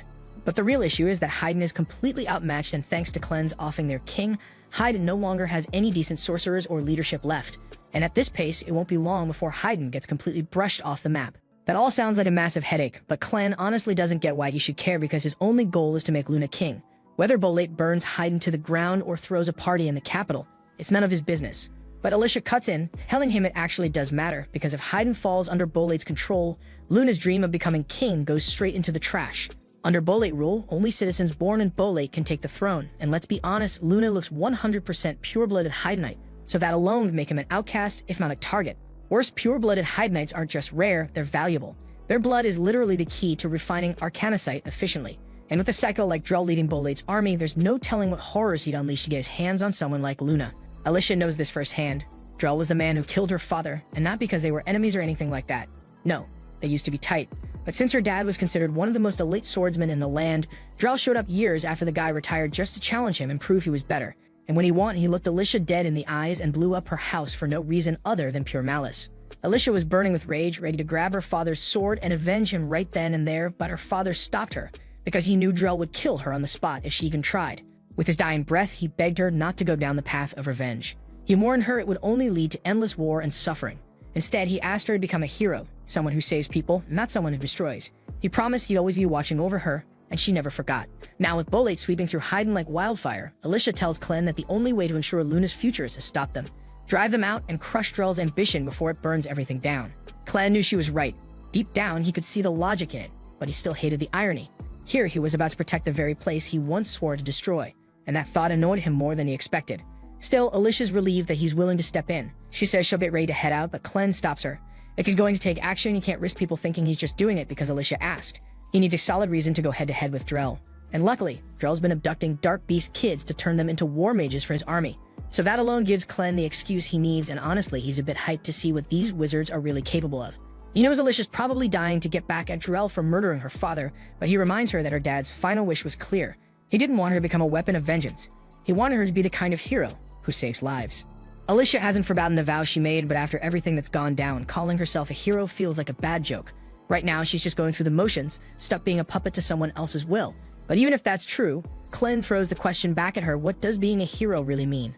Maybe Alicia doesn't feel like one, but Clem's sure Nelleru sees her that way. After all, Alicia's the reason her life turned around. That hits Alicia a bit, and she knows he's right. So she decides to stay behind, and the moment Clem shifts into his other form, he bolts straight into the woods, heading right for the Bolate army. At the same time, the Bolate forces just smash their way past the second fortress on their march toward Haydn. Rhodey's seriously freaking out cause if they're not stopped soon, they'll be at Hinterat in no time. He rushes along the cliffside with Mikkel pointing out a narrow river up ahead. If they're gonna block the army, or at least slow them down, because this spot is their best shot. Back in the city, Alicia brings Nelleru and Luna along as they walk through the streets. Then they suddenly hear someone getting the absolute crap beat out of them nearby. Alicia's first reaction is concern, but once she spots the guy, she relaxes. It's just some unlucky bandit who somehow survived their last fight with her. Not exactly someone worth saving. The townspeople already know all about what the bandits have done. And when they realize this guy's one of them, there's zero chance they're letting him walk free. Nelleru's still a little shaken, mostly cause this guy used to harass her constantly. Alicia tries to comfort her, saying he won't even recognize her now that she's changed a lot. Unfortunately, the guy does recognize Alicia, and the second he sees her, he tries to shift the crowd's attention by yelling that she's the one who unleashed the giant sea monster in the old mineshaft. A few heads turn to see what he's shouting about, but Alicia's already slipped away by then. Even if someone had seen her, it wouldn't change the fact that this dude's a bandit and no one's buying his crap. In the end, all the bandits found in the area end up hanging, and the locals are still feeling pretty uneasy about everything going on lately. First it was Clevites attacking, then came the Bolate invasion, and now some ancient underwater octopus freak. At this point, people are joking that next it'll be mutant hornets or ice-breathing worms. But no matter what madness shows up next, one thing's clear. They've made up their minds to stand strong and protect their town from whatever comes. At the same time, Alicia and Nelleru are trying to find somewhere to stay, but things aren't exactly easy, since the whole town's basically on lockdown. But then they find an inn, but right before they step into it, Alicia asks Nelleru not to call her a hero because she's trying to keep a low profile for now. The second Alicia pushes open the door, she's greeted by two bulky guys flanking the entrance, and they don't waste a second accusing her of being one of the bandits. Alicia freezes for a second, not sure how to handle it, but then their mom steps in and tells them to stop messing with the guests. Phil tries to justify it by pointing out that Alicia has an eye patch and a sword, which makes her look sketchy. Still, with how crazy things have been lately, walking around armed isn't exactly unusual. What is weird, though, is someone walking around with a baby from Haydn, so Carrie turns to Alicia and asks what's up with that. Alicia quickly says that she and Nelleru are guards assigned to a high-profile figure, and right now their job is to protect the baby no matter what. That sounds good enough for Carrie, and she can tell there's more to the story, but she's not about to get involved in her guests' personal business. She just asks what they need, and Alicia replies that they're looking for a room for two, preferably something cozy enough for a baby. Carrot lets her know it's 2 silver coins per night, so Alicia pays for 2 nights up front, and Carrie points them to the first room on the left. She then tells her sons to help carry the guests' things, so Pete walks over to Nelleru and offers to carry the bags for her. Nelleru tells him she can handle it just fine, but Pete insists. So she hands over the luggage, and the moment he grabs it, he immediately regrets it because his bags are way heavier than he expected. Still, Pete and Phil manage to drag everything upstairs, and once they get inside, Alicia looks satisfied with the room. Carrie says if they need anything, they can come find her downstairs, and heads off. After she leaves, Nelleru suggests they put Luna down so he can get some rest. But what they don't realize is that one of Maynard's spy bugs has locked onto Luna's location. And now that he knows exactly where the Hydemech Prince is hiding, he's unleashing his entire swarm to track him down. Later on, Alicia stands by the window, her mind drifting, wondering if Clen has made it to the front lines yet. But before she gets lost in thought, Nelleru calls her over to check out Luna's very first baby tooth because it looks so adorable. Just then, Carrie knocks on the door to let Alicia and Nelleru know their food is prepared. But once she notices Luna's still asleep, she tells Alicia to come down and grab it herself so she can bring it back upstairs. Alicia follows her down, and Carrie points to the meal laid out at the far end of the table. Alicia heads over to pick it up, but on her way, she catches bits of conversation from the people sitting around the bar. They're blaming everything on the heroes. If those so-called saviors hadn't gone and picked a fight with one of the Beast Lords, Cleves never would have flattened Haydn, and the Bolades probably wouldn't have kicked off this whole war. Right now, folks see the heroes as a curse more than anything else, and honestly, it got every reason to be pissed. Instead of saving anyone, those heroes just made things worse. Alicia's just about to head back upstairs when she suddenly picks up on something. There's a dark beast nearby, and before she can act, something crashes through the window. It hits the floor right beside Pete, and at first glance, he thinks it's just some ball. He reaches for it, but Alicia shouts at him not to touch it. But it's too late, and the thing swells in size and slams Pete up into the ceiling, revealing itself as a massive centipede. Right then, Maynard steps into the inn. He tells everyone this isn't just some random bug, it's a creature straight out of the Dark Beast Forest, the kind that ranks up there with serious dark beasts in terms of strength. One guy doesn't even wait for Maynard to finish talking. He didn't come here to deal with monsters, so he dives straight out the window to make a run for it. Normally, that would have been the smart move ever, but Maynard already had a whole swarm of creatures lying in wait outside, and the poor guy gets eaten before he even hits the ground. This was all part of Maynard's setup. He made sure no one could leave the town until he completes what he came for. And just to make things crystal clear, he introduces himself as the top mage under General Drell's command. People inside are freaking out because no one expected Drell's forces to make a move on their village, but Maynard clears that up real quick. He's not here to take over anything. His only task is to confirm whether the Hydnite baby in this town has royal blood. Alicia knows this is about to go downhill fast because if Maynard already knows about Luna, she has to get him out of here now. But before she can make a move, she hears Nellera scream from upstairs. Turns out Maynard's already sent someone up in the room, and it's his subordinate, a telekinetic spellcaster named Nate Chiffonnlitz, and she's got Nellera pinned against the wall using the bed frame like a weapon. Nellera can't fathom how Nate slipped in through the window when they're on the second floor, so Nate calmly explains she simply ascended using her axe. Her gift lets her pull and push anything made of iron, so she clutched the axe's haft, and with practiced nerve hurled it skyward to hoist herself like this. She doesn't truly grasp the mechanics, but they're supposedly a colossal, eerie, shadow-dark turtle monster with an iron shell, and any metal weapon swung at it ends up stuck there for good. Now that she has outlined her ability, she needs to get back to business, so she pulls a tablet from her pouch and steps over to Luna. Nellera then asks what the hell she's doing, and Nate, almost matter-of-fact, says she's only giving Luna a dose that will evaluate his magic potential. If the baby can channel magic, then his eyes will shift color, and he'll be perfectly fine, but if he can't, he will cough up blood and die. After learning Luna could die, Nellera screams and begs Nate to stop, and when Alicia hears Nellera's cries, she dashes toward the room to help, but before she could reach it, Maynard commands his centipede to smash her into the wall. He isn't sure who Alicia is, but he won't let her jeopardize the plan, so he's going to kill her, coldly resolved. Back inside the room, Nellera is still straining to free herself so she can go help Luna, frustration rising, but Nate tells her she's wasting her time. The pressure Nate can muster with those bed frames is, in her words, strong enough to haul the charging bull. So with 2 frames, Nellera would have to be stronger than 2 full-grown bulls to break free, and there's no way her small arms could manage that, or so Nate thinks. But to Nate's shock, Nellera's little arms are somehow actually shifting the bed frames, and with one sharp, desperate shove, Nellera knocks Nate unconscious. Maynard hears a heavy crash coming from the room, and he wonders, uneasily, what might have happened. But when he tries to order the centipede to investigate, he realizes to his surprise something is pinning it down. Alicia survived the centipede's strike and held its antenna tightly, which left the centipede completely disoriented. And now that it can't move properly, Alicia boots it to the floor and sprints to the room to check on Nellera and Luna, heart pounding. Maynard is impressed because no typical person could handle a magical beast like that, and now that he has gotten a proper look at her, he recognizes who Alicia really is. Alicia shoulders into the bedroom, keyed up for a fight, only to find Nate lying unconscious on the floor while Nellera stands at her side holding Luna close. She also notices a wide ragged hole torn through the wall and asks whether Nate did it, but Nellera, still rattled, says she was the one who caused it. She hadn't meant to when she shoved the bed frame to break free. It smashed into Nate and punched straight through the wall with a brutal crack. Alicia can't make sense of how something like that could even happen, but there is no time to pick it apart because they need to leave immediately, right now. She snatches up her sword and tells Nellera to stick close to her because they are going to jump out the window. And once they take the leap, Alicia's practiced blade work carves through the dense cloud of bugs in the air so they can start running. And by the time May regains consciousness, it is already too late for her to stop them. She would like to give chase, but the insects outside strike at anything, so if she steps out without Maynard's help, she would be killed on the spot. A short time later, Alicia and Nellera make it beyond the city limits, and the swarm abruptly stops pursuing them because Maynard only told it to surround the city. If they are lucky, they might get through the forest before dawn, but things rarely stay that simple for long. They run into a second wall of insects deeper in the forest, and there are far more of them here, so Alicia will not be able to cut a path like before. Nellera asks what they should do, and Alicia is not entirely sure, but for now they need to find a place to hide nearby. Meanwhile, back at the inn, Nate comes downstairs again and plainly tells Maynard that the women got away. Maynard asks her if she at least managed to test the baby's magic aptitude, but she never had the chance because Nellera knocked her out with the bed frame. Maynard concludes that they seriously underestimated the pair, but the whole ordeal has still let him confirm a few things he suspected. First, the blonde woman was the hero Alicia Glenfall, and he is certain of it because he was there when Drell killed her father. There is no way a hero would be traveling with an ordinary baby, so that basically confirms that Luna is the Hydnite prince they have been searching for, and he is practically trembling with eagerness at how fun it will be to torture a hero when he finally gets his hands on her. And May just stares at him, wondering why she has to spend time with a psycho like this. The moment Maynard finishes his wild laughter, he tells May they need to gather everyone and march them to the main square. Once everyone is outside, the town's leader asks Maynard why he dragged them out here, because if he thinks a handful of bugs will be enough to make them yield, he is in for a rude awakening.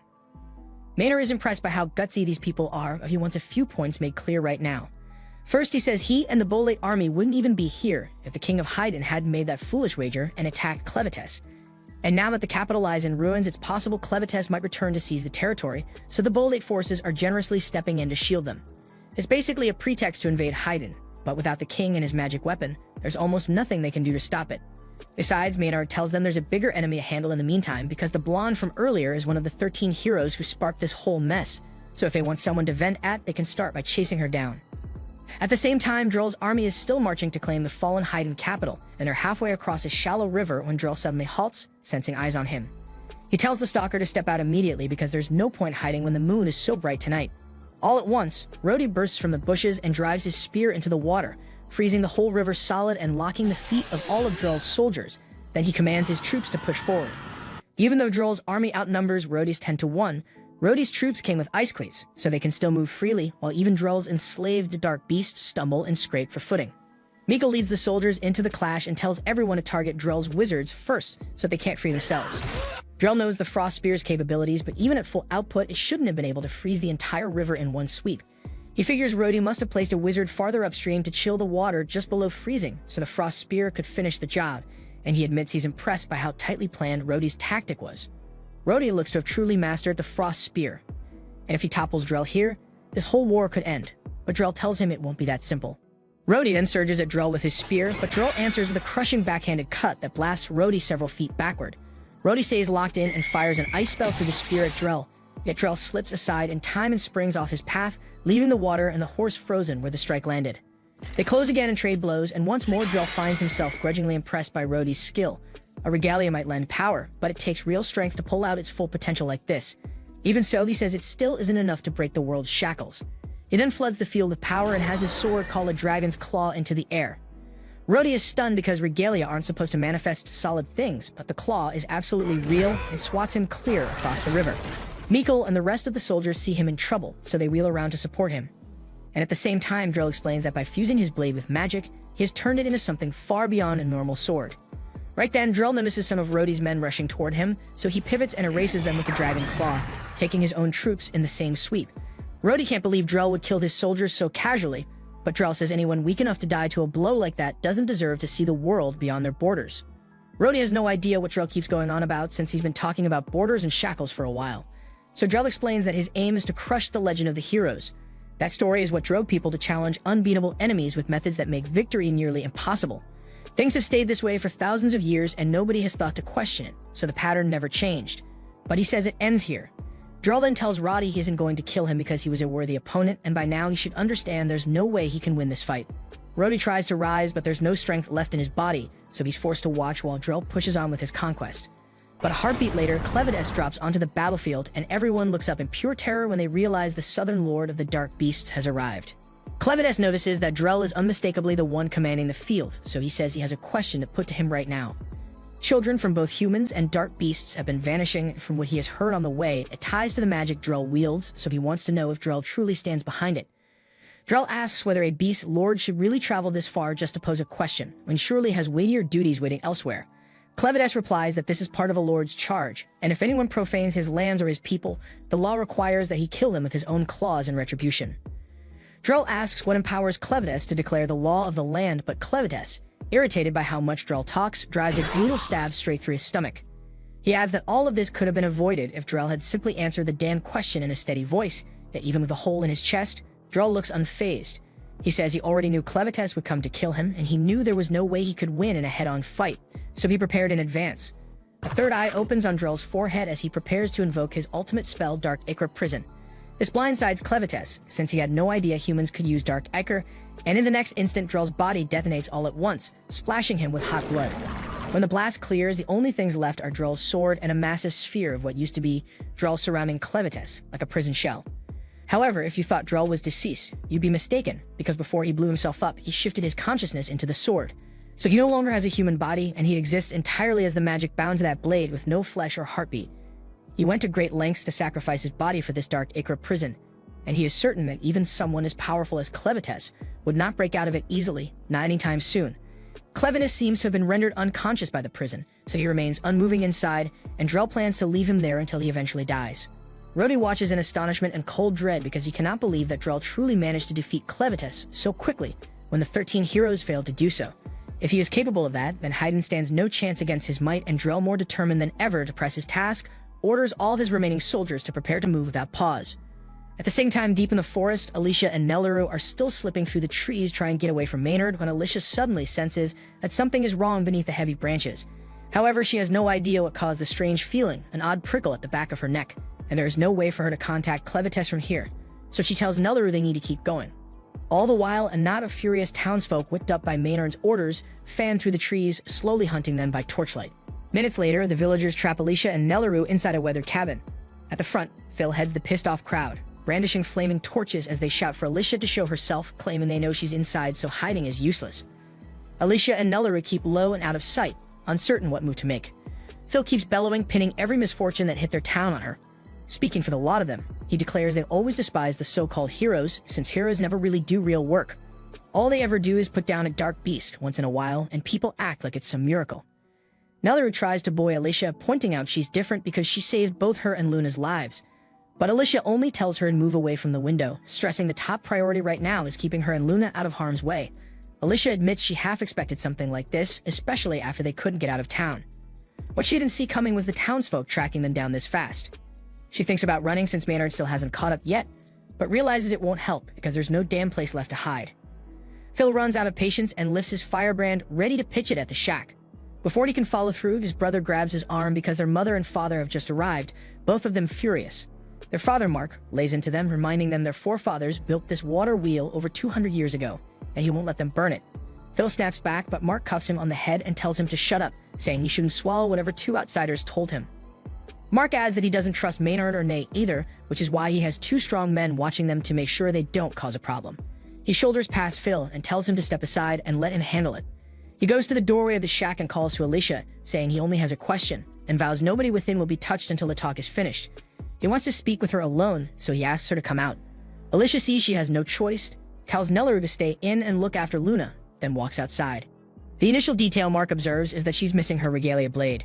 He presumes she might have pawned it for fast money, yet Alicia clarifies she actually misplaced it during her clash with Clevitus. On hearing that, Mark jabs at her dignity, noting that she faced Clevitus and was beaten. Alicia exhales and acknowledges that Clevitus utterly overpowered them. She says she'd get it if everyone resented her for a failure like this, and as she starts to apologize, Mark cuts her off. He tells her that isn't the issue. Still, if she had hawked her regalia and bolted, he absolutely would have taken her life. But because she already stood and fell in battle, he had nothing to reproach.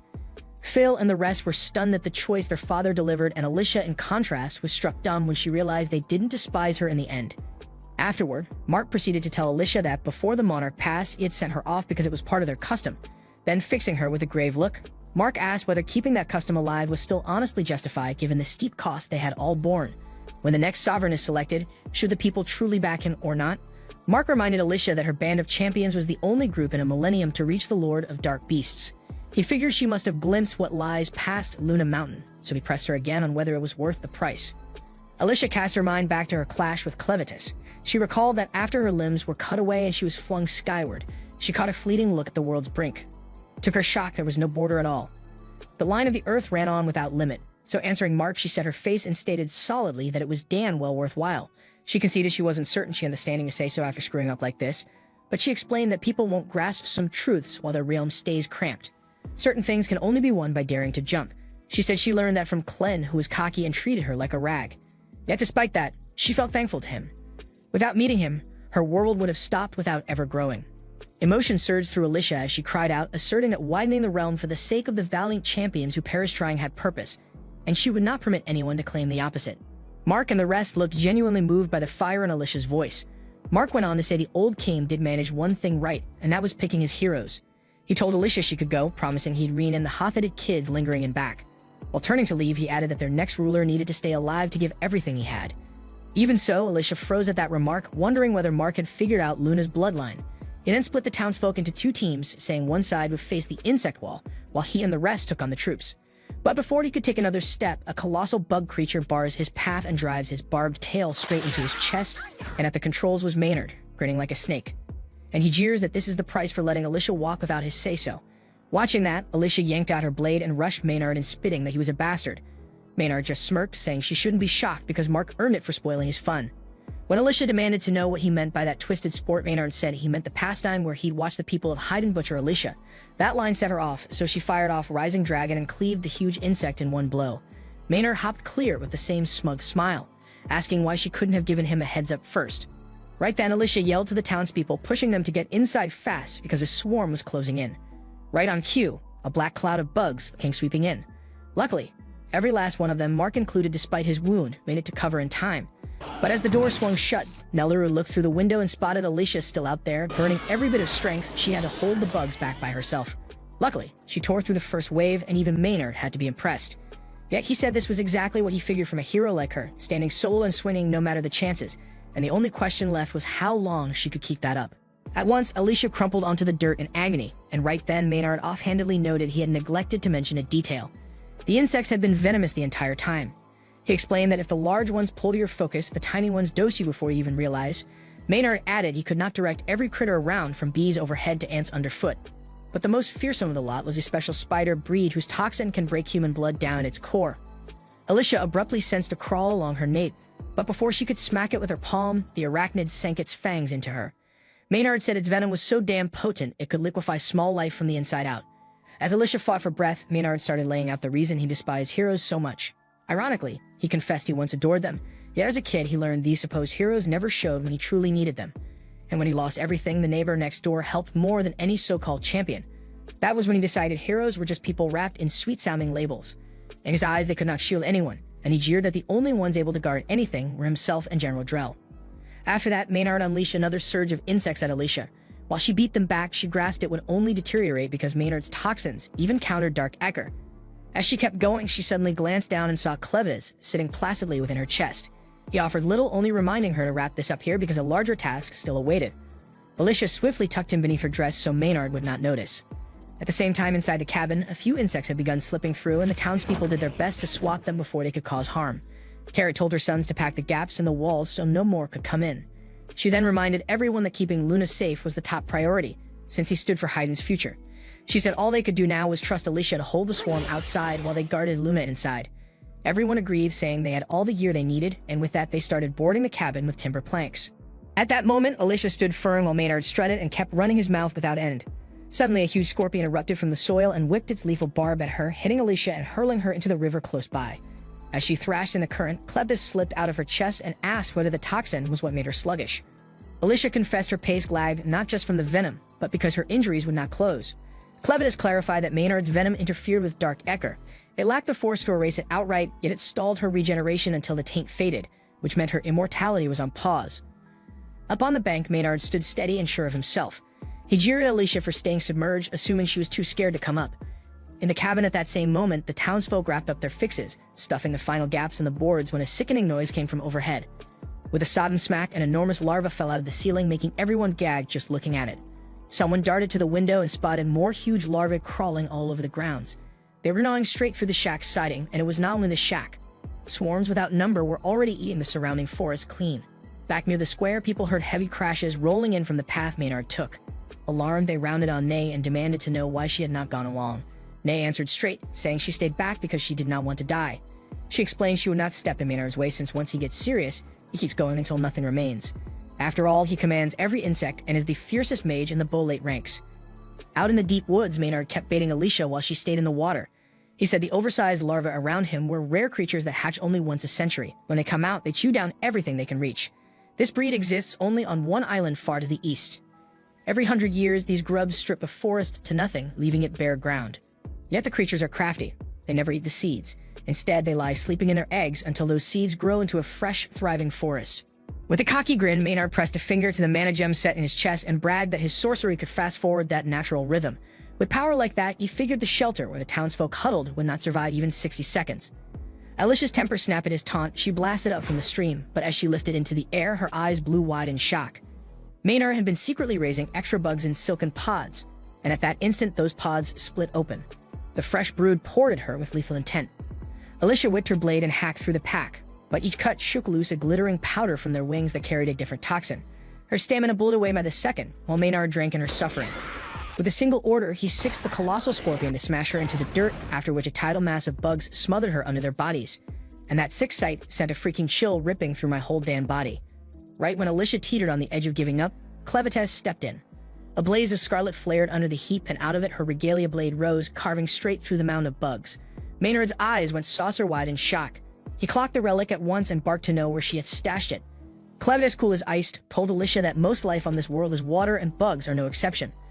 All she had to do was handle a swarm like she would a sphere of water. The regalia he gave her carried the edge to slice them clean, and with that he pushed her to finish the fight for good. Alicia pushed her feet, the blade humming with force. A savage gust tore across the field as she triggered her ultimate stream splitter. With a single quick arc, she erased the whole swarm in one hit. Watching from afar, Nia gaped as every creature under Maynard vanished. Alicia leveled the weapon at Maynard and ordered him to yield, but she knew he would not give in, so she simply laid him out cold. Drained, Alicia finally crumpled. Nelly rushed in to catch her, but to her shock, Clen was already there, holding Alicia in his arms. Clen looked at them with a hard face and said the situation had shifted, which was why he had come to call them back. Alicia, still woozy, managed to ask if Clen had beaten Drell. Clen answered that he had not, because Drell was not alone. He had another Lord of Dark Beasts helping him. Elsewhere, in the ruins of the Kingdom of Haydn, evacuation operations are underway. Around 80% of the remaining citizens have already been transferred to the underground shelters. Still, Queen Tala refuses to depart, at least not until she locates her son. One of the senior advisors tries to reason with her, reminding Tala that, as things stand, she's the last remaining figure fit to lead what's left of the realm. But Tala stands firm, declaring she could never live with herself if she abandoned her child. The elder empathizes with her pain, but questions how she can be so confident that her son is even alive, especially when there hasn't been a single sign of him since the kingdom fell. Tala clarifies that she knows he survived because the Forge of Haydn is still glowing with its usual intense red light. Normally, after the king's death, the forge would go dormant until another rightful wielder appears. But its continued glow means someone of royal lineage is still alive, and the only other living heir is her son. That's why she insists their top priority must be locating him and protecting him until he's old enough to inherit the forge. If they can manage that, then Haydn still has a future.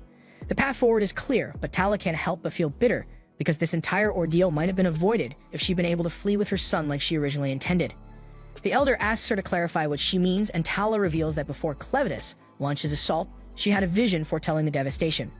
She had sensed that the heroes would be no match for the dark beasts, and that Clevites would destroy the capital in revenge. But she couldn't predict the exact timing, and because of that, her window to escape closed before she could act. Right then, Tala's personal courier, Fabio, returns and announces that he brings urgent news. He reports that Drell's army, 50,000 strong, recently clashed with the forces of Eslan near the Morel River. The Eslan warriors fought with incredible courage, but they ultimately stood no chance against Drell's devastating magic. But just as the battle concluded, Clevites suddenly appeared out of thin air and wiped out nearly half of Drell's troops in an instant. But what happened next was even more shocking, because within moments, Drell conjured a bizarre glowing red orb that somehow managed to imprison Clevites inside. This new information leaves Tala deeply unsettled, because the idea that someone could overpower a dark beast lord was terrifying in itself. But now Drell and the remnants of his force, roughly 20,000 soldiers, were marching straight toward them, and no one had a clue how to respond. Tala refuses to accept this outcome because it contradicts every principle their ancient traditions are built on, and according to those beliefs, only true heroes are worthy of even standing against a lord of the dark beasts. But Fabio counters, pointing out that Drell was once a hero himself, and more importantly, he still carries his regalia. So by the letter of prophecy, he qualifies. Still, Tala rejects the idea outright. In her eyes, a man like Drell, who would lead troops to invade a foreign land, could never be the chosen hero foretold in legend. So she declares that she'll confront him directly and destroy his regalia, claiming he's unworthy of wielding such a sacred artifact. Fabio hesitantly asks if destroying a regalia is even possible, but Tala explains that with the sacred hammer of Haydn in her hands, it is. The hammer is the only known weapon capable of crafting or shattering a regalia. The elder tries to talk her down, reminding her that the hammer is only to be wielded by Haydn's rightful king. But with the throne currently empty and her son too young to take it, Tala announces that she will act as ruler in his place, and as such, she has every right to use the hammer. No one can refute her claim, so the others assist her in putting on her battle armor while Fabio runs off to retrieve the weapon. She thanks him once he returns, then lifts the hammer from its sacred case. Now armed with its legendary power, she prepares to face Drell and his forces head-on. Meanwhile, back in the village, Pete pulls May over to where Alicia is waiting, just as she asked him to. He's still buzzing with excitement from watching her demolish a swarm of insects with a single swing, so he eagerly declares that from this point on, he'll be her personal assistant for as long as she sticks around. Alicia is taken aback by how kind he's being, but since he offered, she asks if he could also bring Nelleru to her. Pete bolts off immediately to fulfill the request, and Clem smirked, congratulating her on gaining her very first lackey. Alicia groans and tells him to knock it off because she never asked for a servant, and what she really wants right now is a fresh outfit because she's currently soaked head to toe in bug guts. At that moment, Nay finally speaks up, asking why she was even brought here. Her knees are sore and she just wants to go home already. Alicia finds it a bit odd that Pete managed to drag Nay here so effortlessly, especially considering what Nelleru had said about Nay's ability to manipulate magnetism. But then again, Pete didn't come at her with anything metallic, so there was nothing for her to control. Against that kind of brute strength, she really didn't stand a chance. Either way, Alicia says she has a few things she wants to ask and tells Nay to spill everything she knows about Drell and how he's connected to the Dark Beast Lords. Nay looks genuinely lost and says she has no clue what the hell Alicia is talking about, so Alicia rephrases the question and asks whether Nay has ever seen Drell's Dark Ecker, and she explains it's basically a type of blood that moves independently on its own. Nay looks disgusted and says she's never come across anything like that, and honestly, it sounds revolting. Alicia can tell she's not faking her reaction, but Clem is certain that what they saw from Drell was Dark Ecker, and only Dark Beast Lords are capable of producing that substance. On his own, Drell wouldn't be a major concern, but if one of the Lords is backing him, then that changes everything, and they need to figure out what's really going on. With Clement as standing right here, the only other Lords who could be aiding Drell are Zathir in the west, Rathbell in the east, and Vorden up north. And if one of them is bold enough to challenge Clevites by lending support to Drell, then they're going to suffer the consequences. Speaking of Drell, Alicia turns to Clen and asks if it was really okay for him to leave his main body behind and show up in this smaller form. Clen replies that what they're seeing isn't his true form. In fact, it's better if Drell's allies assume Clevites is still trapped because it'll give him a strategic edge when the time comes to strike. Meanwhile, Nay has been trying to cut in for a while and finally raises her voice again, asking if they're done yet because she'd really like to leave. While she might not have any magnetic power to use without metal, she does still have her gauntlets. They're useless while they're in direct contact with her skin. But her arms are slim enough that with a bit of effort, she manages to wriggle one hand free. She flings the gauntlets upward, then loops her handbag around them to trigger her flight ability. And before Clen or Alicia can even react, she's already floating off into the sky, leaving the two of them just standing there, watching in disbelief. While soaring through the skies, Nay spots Nelleru and Luna riding in a wagon headed toward Alicia and Clen. She quickly notices that the wheels are reinforced with metal, giving her an opportunity she can't pass up. She figures Drell will definitely chew her out if she shows up empty-handed, so she swoops down and lands on top of the cart, announcing that she'll be taking the two of them back to Hitterat with her. Using her gauntlets, she knocks the twin brothers unconscious and effortlessly lifts the entire vehicle into the air, snatching both Nelleru and Luna mid-transit. But just as she thinks she successfully pulled it off, she suddenly notices something strange. Clen is casually seated right beside her. He glances over and tells her to speed things up. They're on a tight schedule and can't waste a second. That's when Alicia leans in, pressing her blade against Nay's neck, calmly explaining that this whole cart setup was a trap from the start. The plan all along was to corner Nay and force her to fly them to Hitterat, so this turn of events works out perfectly for them. Alicia also points out that her weapon is forged from pure hide steel, which Nay can't manipulate with her magnetism. Realizing she's cornered, Nay wisely gives in and agrees to transport them without resistance. Back on the ground, the two brothers wake up and are relieved to see that Alicia and Clen managed to board the cart safely. They wave them off enthusiastically, shouting that Alicia is always welcome to return any time.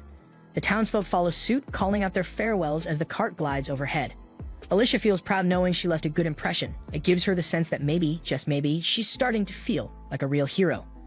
Clen ribs her again, making fun of the overly satisfied look on her face.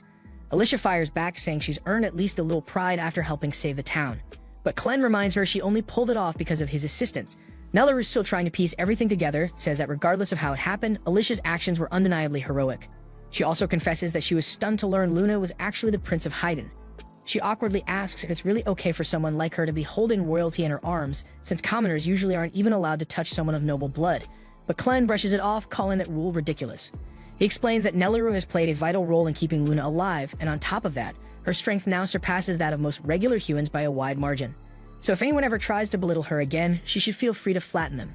Alicia immediately jumps in to clarify that Nelleru absolutely should not be going around flattening people, but Clen shrugs and says that's always been his go-to method for dealing with haters, so as far as he's concerned, there's no issue. Before long, the group reaches the mountain range, and just beyond it lies the capital city of Hitterat. Clen turns to Alicia and asks if she's truly prepared for battle, and he warns her that he can't risk being seen, so he won't be able to step in and fight alongside her. On top of that, he can't allow Drell to discover the presence of Dark Ichor in her system, meaning her ability to heal herself will be severely restricted. Even so, Alicia insists that she's more than ready to face him and settle the score for her father's sake. Nay then guides the flying cart over the mountains, and the moment Hitterat comes into view, it's clear the city is already under siege, so Drell has to be close. Alicia scans the skyline and spots him standing atop one of the castle's towering walls. Without hesitation, she seizes Nay's arm and forces her to steer the cart directly toward him. Up on the castle walls, Princess Tala and a squad of enchanted blade-wielding knights gather to confront Drell head-on. Tala rallies her soldiers, assuring them that their weapons are nearly on par with the power of Drell's regalia. If anyone stands a chance, it's them. But judging by the look of things, you can already guess these guys are about to become battlefield decorations in no time. They charge in and attempt to flank Drell, launching their coordinated assault. But Drell doesn't flinch. Instead, he simply mutters that they're annoying. At that moment, the knights realize they're doomed, but bound by duty and loyalty to Haydn, they press forward into certain death, hoping to buy enough time for the archers to get a clean shot. The archers take aim with perfect positioning, but they still manage to botch the attack, because in the blink of an eye, Drell morphs his body into the shape of a blade and vanishes from view. Tala and the knights froze in disbelief, questioning their sanity. Did he just transform into a sword mid-fight? And if so, what the hell does that even mean? But with no time to figure it out, the shield bearers moved in to form a protective barrier, but they're instantly blown back by a massive force. And within moments, Drell is already clutching Tala by the throat. He praises her effort in defending Haydn, but coldly tells her that she'll never wear the crown. Tala knows he's right because she doesn't possess royal blood, and only someone born of the king's bloodline is eligible to inherit the throne. And if every direct heir were to perish, then the right would pass to the closest relative by default. But Drell declares that he intends to end that tradition once and for all. Tala knows there's no guarantee she'll make it out alive, but she's certain that a single blow with the sacred hammer should be enough to destroy Drell's regalia, so all she needs is a brief distraction. Right then, Alicia comes crashing down from the airborne carriage, and Tala has no idea what the hell is going on. Still, she recognizes it as the perfect opening, so she doesn't waste the moment. She lunges forward and swings the hammer straight at Drell's blade. Meanwhile, watching from a distance, Klen and Nelleru observe the chaos unfolding. Nelleru hesitates, asking if Alicia can really take on Drell by herself. But Klen shrugs and says it doesn't really matter whether Alicia wins or loses because her whole job was just to keep Drell occupied. Drell, along with whoever's backing him, is after the forge of Haydn. That's the real target, and since only someone with royal blood can remove the seal, he brought Luna with him.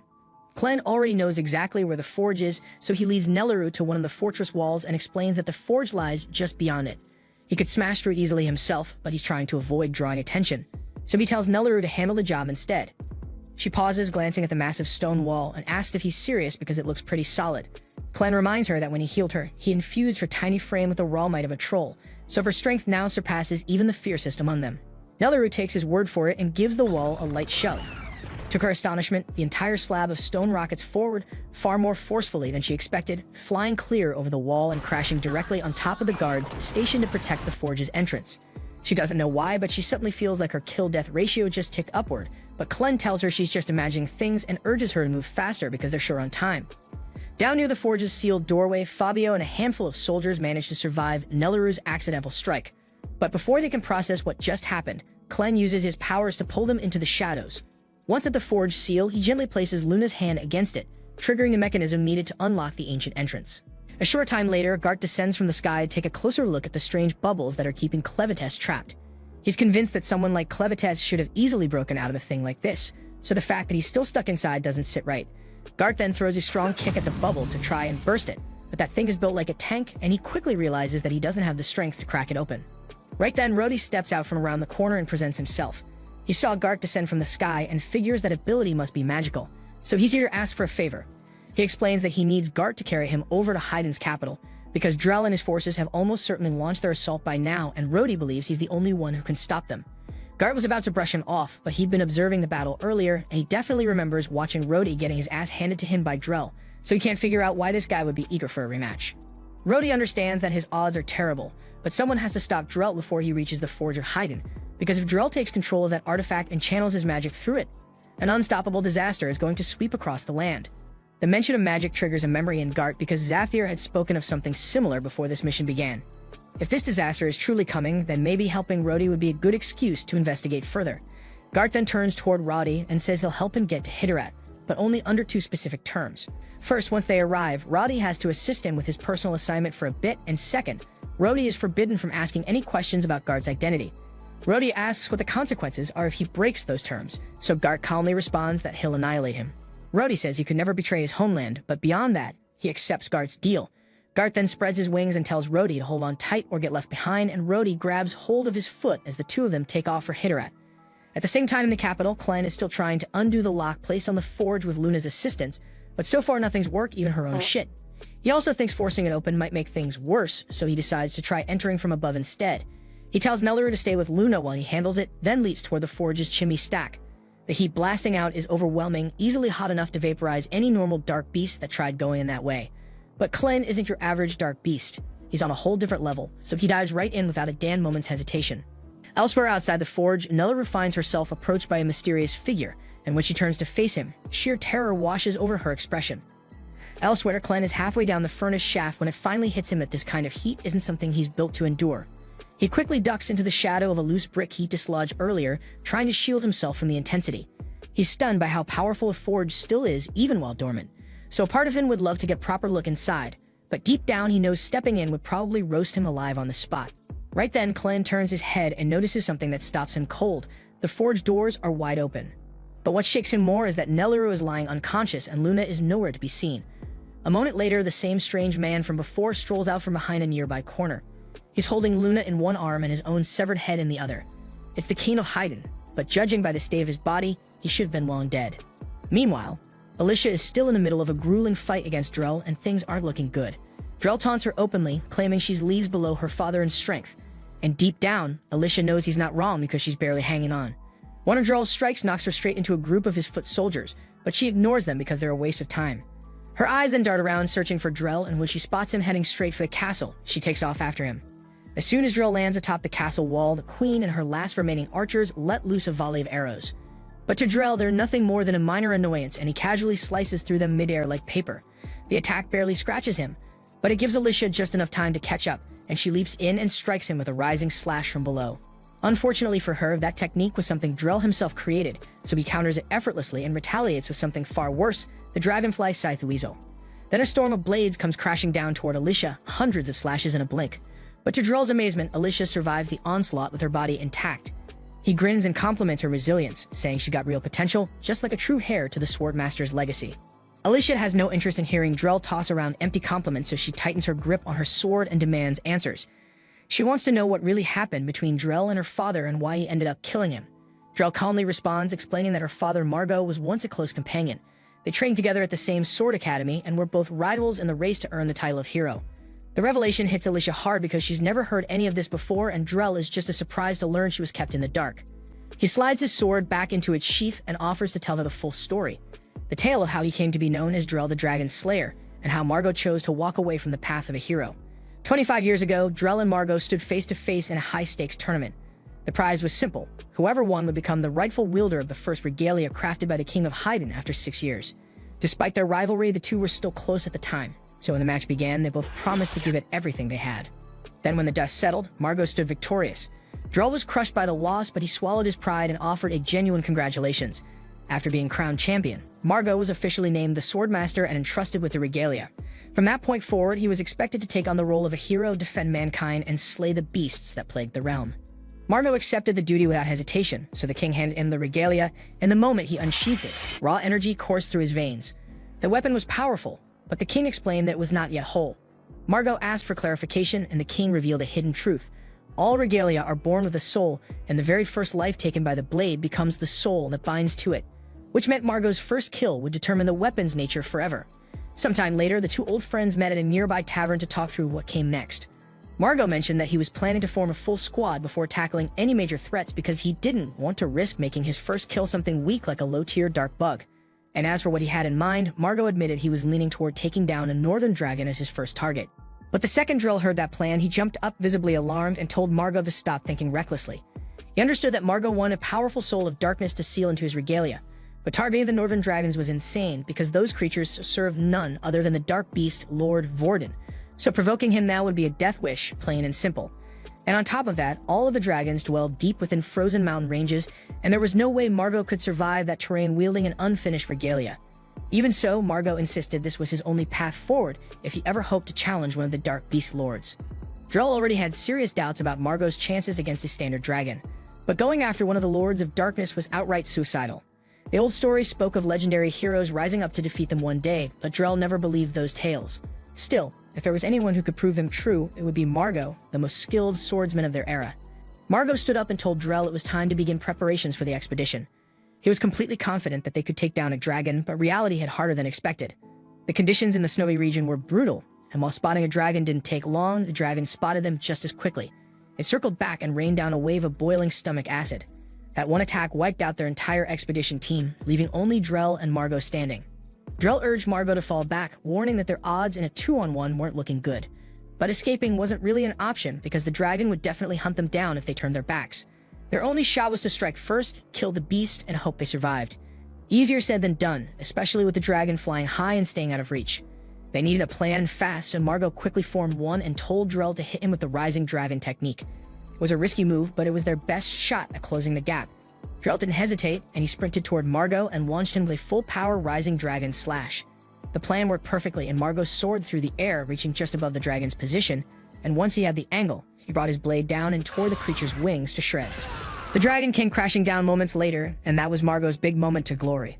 But Drell stood at a distance, unable to do anything but marvel in silence as he watched Margot unleash everything he had. But even grounded, the freaking dragon remained a savage force, but Margot was fiercer. With every swing, his strikes became sharper, faster, more refined, to the degree that Drell started to believe that he might actually pull it off. But just when victory seemed within reach, disaster hit. Margot was winding up for the finishing strike, and everything was lining up for a clean, decisive end. But at the worst possible moment, his foot caught the edge of a damn rock just for a split second. But that damn tiny stumble was all the dragon needed, because the bastard whipped around and tore Margot's foot off in one brutal swipe, shattering not just his stance, but his last shot at becoming the hero he'd always dreamed of being. Right then, Margot understood this was the end of the line, so in his final moment he tossed the regalia across the battlefield toward Drell, and shouted for him to end it, seconds before the dragon crushed him under his damn foot. Drell barely had time to process what just happened, but he already knew what had to be done, so he snatched the regalia and charged at the dragon without hesitation. And thanks to the damage Margot had already inflicted, Drell had no trouble severing the dragon's head with a clean blow, and for a second, he could barely believe what he just accomplished. He spun around ready to tell Margot that they did it, that they actually took the monster down. But before he could speak, the regalia began glowing as it drew in the creature's soul. Drell could feel a tremendous force surging through the blade and into his body. The strength was so overwhelming that he had never felt such power before. But as soon as the process finished, that feeling of triumph disappeared completely, because a horrifying presence made itself known behind him. All the noise had attracted the attention of none other than the dark beast, Lord Vorden, and to Drell's horror, Vorden spoke and just asked if he carried it. But the next thing Drell remembered was waking up alone, lying in a pool of his own blood, but somehow despite everything, his body was still intact. After that shit, Drell was able to bring Margot and one remaining survivor back to the city, and from that point on, Margot stepped down from his role as a hero and spent the rest of his days in quiet retirement, until the day Drell ended his life. But even after rising to fame as the Dragon Slayer and earning the status of a hero himself, Drell's belief in the hero myth never solidified. He remains convinced that the legends are nothing but fabrication, and that the royal family is hiding the most critical truths behind them. The queen has no idea what the hell Drell is going on about, but she knows there's nothing she could say now that would change his mind. Alicia then asks him if he believes that the true secret hidden from the records is magic itself, and Drell affirms it. He says that's what the voices in his head have been whispering to him ever since he faced Vorden, and now he knows exactly what has to be done. Drell then casts a necromancy spell, summoning a massive undead dragon made entirely of bones, and with that damn beast, he smacks Alicia off the wall and takes off into the sky, riding its spine straight toward the forge. At the same time, on the ground below, we see that Alicia survives the impact, but her arm and leg are badly damaged, so she uses Dark Ichor to repair them, and she still can't endure that damn pain. She then reaches out to Clem through their mental link, trying to warn him that Drell is heading straight for the forge, but Clem cuts her off and tells her to shut the hell up, because something unusual is unfolding right in front of him. And we see that the headless king of Haydn is preparing to toss his own grandson into the damn forge and turn him into a Crespi. Alicia then presses Clem to explain his words, but before he can reply, Queen Tala walks over to her. She welcomes Alicia warmly, admitting she thought she had perished at the hands of Clevites during a past task. She asks if any of the other heroes managed to survive, but Alicia informs her with sorrow that she alone was able to return alive. Tala is grieved by the news, yet she's still relieved that Alicia stands before her. With Hitterets so weakened, their forces can only try to delay Drell's advance, but not a single soldier has the strength to stand against Drell or the terrifying sorcery he wields. Their last hope lies with Alicia and her regalia, so Tala appeals to her to fight Drell for the kingdom's sake. Alicia swears to give everything she has to stop him, but says there's something even more urgent she must reveal. She tells Tala that her son is alive, that he's right here in Haydn. Tala freezes in disbelief since until now there had been no sign or clue about her child's fate. But Alicia insists that Luna must be her son, pointing out the unmistakable signs of royal blood. Tala is overwhelmed with happiness to hear her son still lives, and she begs Alicia to take her to him. Alicia, however, cautions her that the danger is far too great, and she cannot predict what threats lie ahead. She swears she will bring Luna back so Tala can reunite with him, but that answer doesn't satisfy her. Tala may rule as queen, but above all she is Luna's mom, and if her child's life is in jeopardy, she refuses to wait passively. So Alicia understands her feelings completely and agrees to take her along. Meanwhile, within the forge, the headless body of the king prepares to offer a sacrifice. Clen watches silently at first, curious about the outcome, but when he realizes Luna is about to be cast into the flames, he seizes the king's arm to stop him.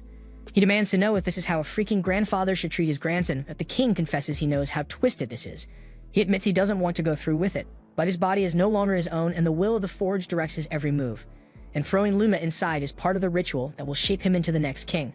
For countless generations, every heir to the throne has been hurled into the forge and reduced to ash, only for the flames to restore them moments later in a new body, reborn in a form incapable of resisting the will of the forge.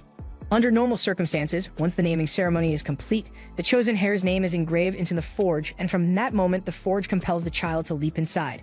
But due to Clevidus' sudden invasion, Luna's name was never carved into the forge, so it couldn't compel him directly. Instead, it took the next available option, temporarily reviving the dead body of the king in order to make him throw Luna into the flames. Clem then asks if this means the king himself had once been sacrificed to the forge and turned into its servant, and the king confirms it. In fact, the same fate was said to have awaited Luna's father. But he was so horrified at the thought of being bound to the forge's will that he chose a different end, hurling himself from the castle walls. The king calls his son's act a foolish one, because taking his own life simply meant another heir was selected in his place. And so the cycle continued as the king drops Luna into the forge, reducing him to ash in a flash. At the same time, above the battlefield, Drell soars on his dragon. The voices echoing in his mind must be incredibly persuasive, because he now believes the only path to saving the world is to annihilate it by awakening whatever resides inside the forge. Meanwhile, on the ground, Alicia urges Tala to climb onto her back so they can reach the forge faster. As they race forward, Tala admits that since she was never the true monarch, many secrets were deliberately hidden from her. When her husband was chosen to inherit the throne, he ended his own life instead.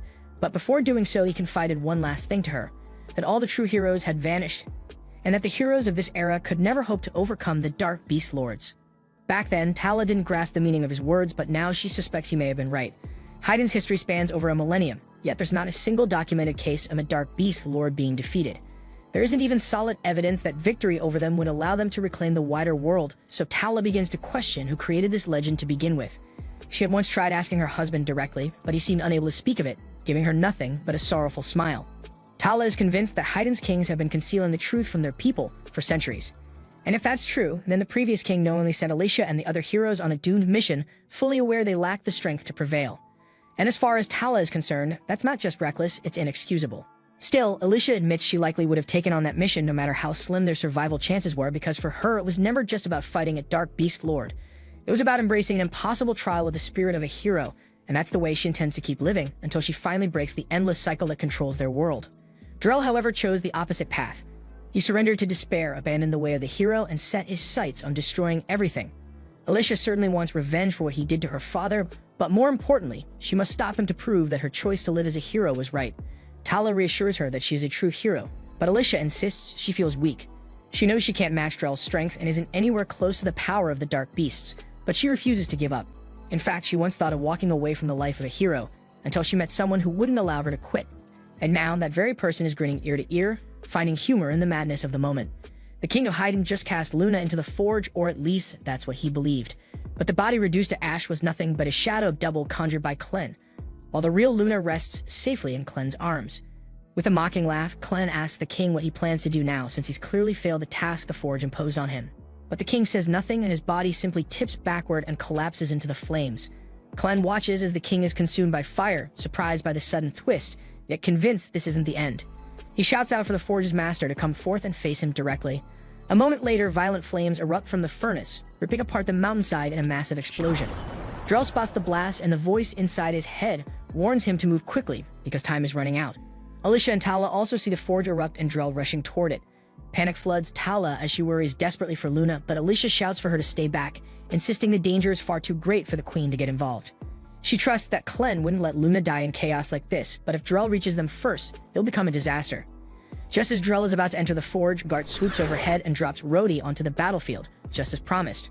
Rhodey immediately locks eyes on Drell and shouts that he won't let him go any further. He then powers up his spear, summoning a colossal spike of ice at its tip. The frozen javelin pierces straight through Drell's dragon, and Gart, amused by the scene, chooses to remain nearby to watch events unfold from afar. When they crash into the ground, a massive cloud of dust rises up, and Rhodey wonders if his strike actually managed to bring Drell down. But as the haze clears, he realizes Drell had blocked the attack, and Rhodey is knocked back just as Drell moves in to end him. But suddenly, Alicia intercepts the blow, forcing Drell backward with her counter. Frustrated by the constant interruptions, Drell decides to end things quickly and prepares to confront both of them at once. Alicia and Rhodey regroup on the ground, and since it's their first encounter, Rhodey asks if she's one of the heroes. Alicia confirms, and they quickly exchange names, but there's no time for small talk because Drell still stands before them. Rhodey asks if she'll fight beside him, and she says she was about to ask the same, since neither of them would stand a chance against Drell alone. Drell laughs at their determination, mocking the idea that teaming up could change the outcome. He tells them their strength is limited by their human bodies, while he suffers no such weakness. Then in a flash, Drell appears behind them and unleashes a slash so devastating that both Alicia and Rhodey are sent flying. He follows up with another strike, blasting them into the air. While they're reeling, he ascends and drives his blade into Alicia's chest. Rhodey tries to ambush him while he's focused on her, but Drell anticipates the move, catching him by the wrist before slamming both him and Alicia back down to the ground. Hovering above them, Drell takes a moment to sneer down, relishing the humiliation before descending to deliver the final blow.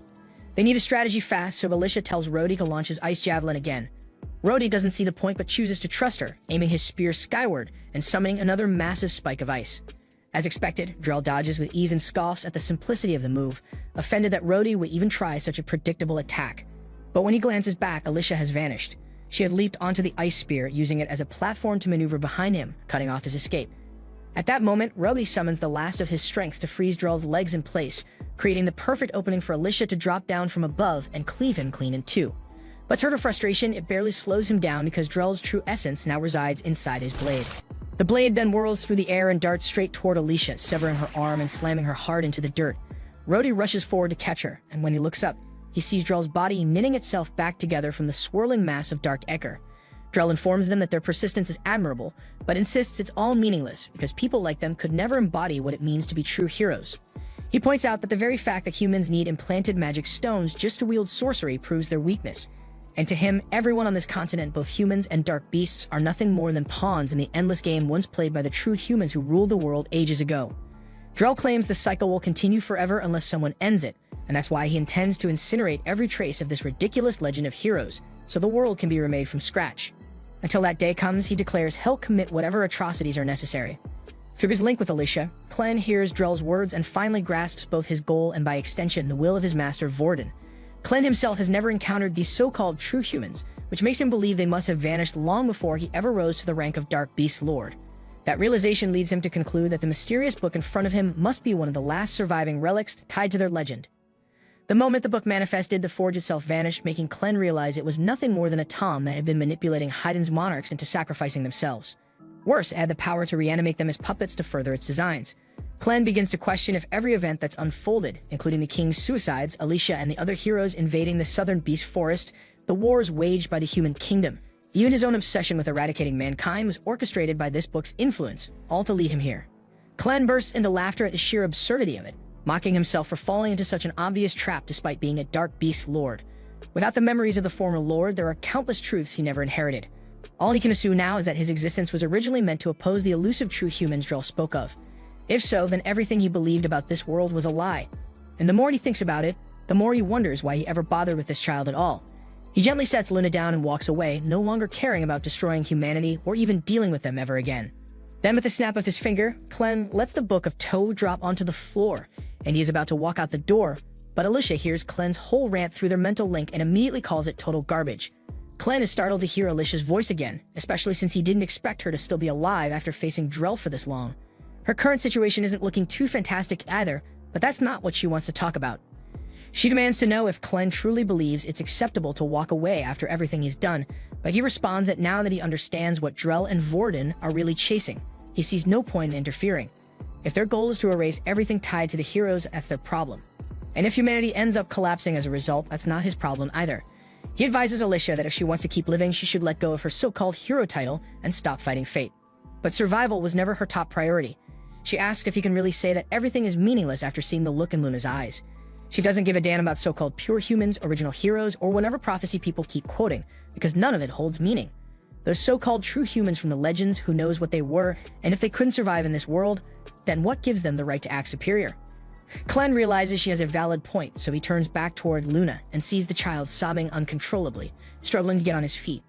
After stumbling once or twice, Luna finally manages to stand, and watching that hits Clen hard. He suddenly remembers that mankind can still grow and move forward even after all their failures, so maybe there's still a path to something better. At the same time outside, Drell warns Alicia to think carefully about her next move. She should know she doesn't stand a chance without a regalia, but Alicia charges forward anyway. Drell declares this will be her last mistake and swings to finish her, but at the very last moment, Nelleru hurls a massive block that knocks him away, giving Alicia just enough time to reach her regalia. Drell breaks through the obstruction and rockets toward her again, but Alicia slides underneath his path, and as she closes in on her weapon, she uses her dark ichor to reel in her severed arm. Drell hesitates when he sees that she also has dark ichor running through her damn body, and that brief pause gives Alicia the perfect shot to land a rising dragon slash straight into him. Everyone below watches in stunned silence, blown away by the move Alicia just unleashed, but Rhodey quickly realizes something's off. Drell somehow managed to block her strike with his blade, and he's still completely intact. Worse yet, he landed a slash across Alicia's chest in the exchange, sending her spiraling toward the ground like a ragdoll. Drell jeers at her, calling her a fraud with no real drive, so someone like her could never beat him. But as she falls, Alicia fires back mid-air, saying he's the one who lacks ambition. He spent all this time assuming the hero legend was a lie just because he couldn't match the Dark Beast Lords and never once stopped to consider that maybe he just sucked.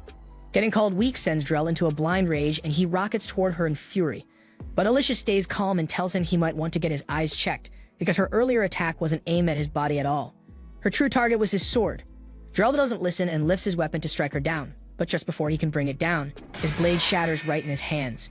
He stares in shock, unable to process what just happened, because regalia weapons aren't supposed to break ever. Alicia says she isn't entirely sure how she pulled it off either, but each time their blades clash, she swore she could hear faint screams coming from his sword, so she figured it had to be vulnerable. That comment jogs Tala's memory because earlier she struck Drell's sword with the Hammer of Haydn. It didn't break then, but the damage must have stuck, weakening it enough for Alicia to finish the job. Alicia is still plummeting, but Nelleru manages to sprint in and catch her before impact, and while she's clearly hurting, she's still alive. Drell, on the other hand, is in serious trouble, because his body right now is nothing more than a shell made of dark ichor. And with his regalia now destroyed, it's likely that Vorden has completely lost faith in him, so whatever comes next won't be pretty. Suddenly, the ichor in Drell's body starts going berserk, and his flesh is being peeled away as the ichor rips out of him, piece by piece. So it's obvious now that Vorden has cut him loose and is reclaiming all the power he gave him, no matter the cost. Drell screams in agony, pleading with Vorden not to abandon him, and he insists he can still destroy the hero legend. But at this point, it's already far too late. As Drell fades away, he reflects on everything he's done. Deep inside, he knows the real reason he despised the hero legend so much, because it gave Margot hope that ultimately got him killed. That's what pushed Drell to strike a bargain with Vorden. He wanted to rewrite their fate, to save both himself and Margot. But now, with his body breaking down and everything lost, he can't help but wonder why he let things spiral this far. And in seconds, his entire body dissolves into a thick cloud of dark ichor, leaving behind only the shattered remnants of his regalia. But even with Drell gone, Alicia can't shake the fear that Vorden might still strike, and if that happens, there's no way she can stop it.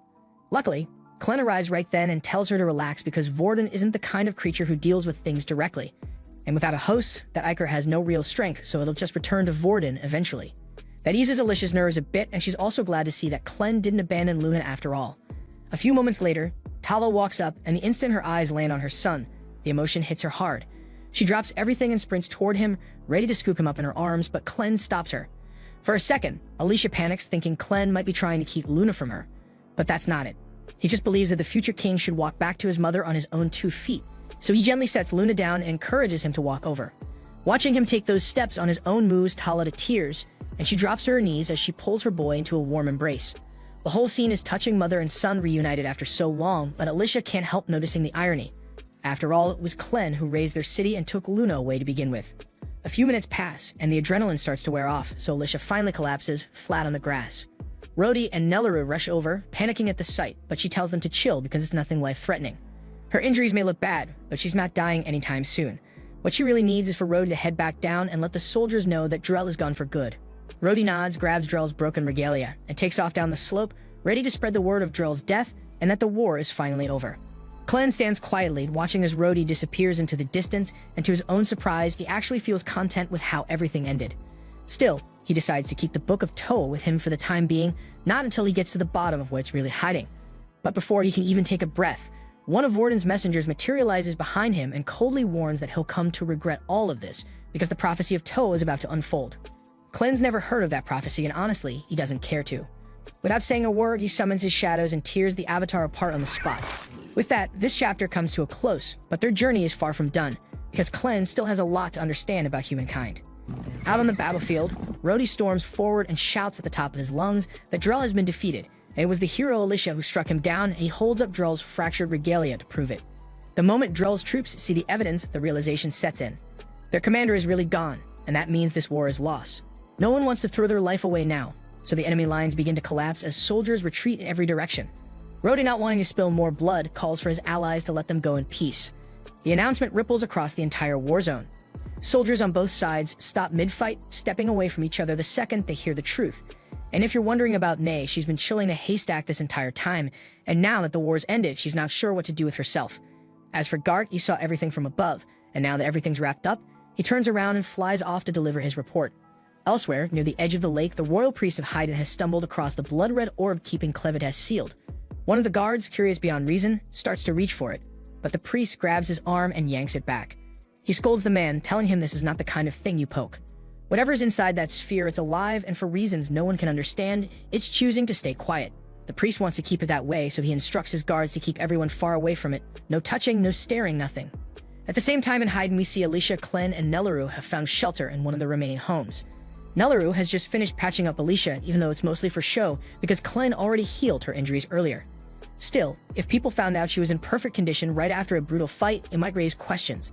That said, the wounds may be gone, but the agony from those hits still lingers deep in her bones, making it hard for her to think straight.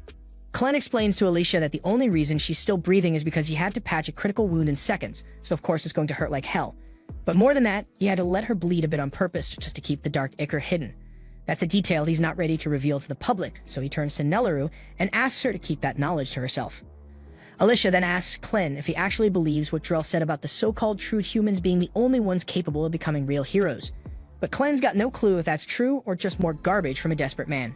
What he does know is that the name Toes seems to hold a huge amount of weight in the prophecy, and the book has clearly been influencing the royal bloodline of Haydn for generations, which means the actual origin of the legend must be buried in its pages, but unfortunately he hasn't been able to crack it. When the book materialized, it came with a key, so naturally Clen tried unlocking it, but the damn thing didn't budge. The only explanation is that the key was meant for a similar book elsewhere in the world, but how many books like this exist or where they're hiding is anyone's guess.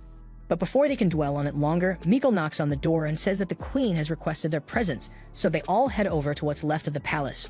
Most of it was leveled by Clevites, but thankfully, the throne room is still standing. The queen greets them and thanks them for agreeing to see her. By now, they probably already know why she called them. First and foremost, she expresses her deepest gratitude that without their efforts, the entire kingdom of Haydn would have been reduced to rubble. But unexpectedly, Nellaroo looks like she's about to have a breakdown, and she suddenly bows her head and apologizes to Queen Tala. Tala's taken aback and asks what's going on, but Clen explains it's not a big deal. Nellaroo just can't shake the feeling that she wasn't worthy enough to be feeding the heir to the throne. Tala gently steps toward her and says that could not be further from the truth. In fact, she considers Nellaroo to be a hero. The entire time Luna was missing, Tala was haunted by the fear that her son might be starving somewhere without her. So when she found out that Nellaroo had stepped in to take care of him, she was overwhelmed with relief. And Nellaroo says it means everything to hear that directly from her. After the heartfelt moment, Tala turns to the group and says that if there's anything they want, land, riches, or a noble title, they just need to name it. Alicia looks tempted, especially at the idea of getting an official title, but Clen already has something in mind. He says what he wants is to stay right here in the palace and take up the role of Luna's magical tutor. This was the final episode. Subscribe for more anime recaps.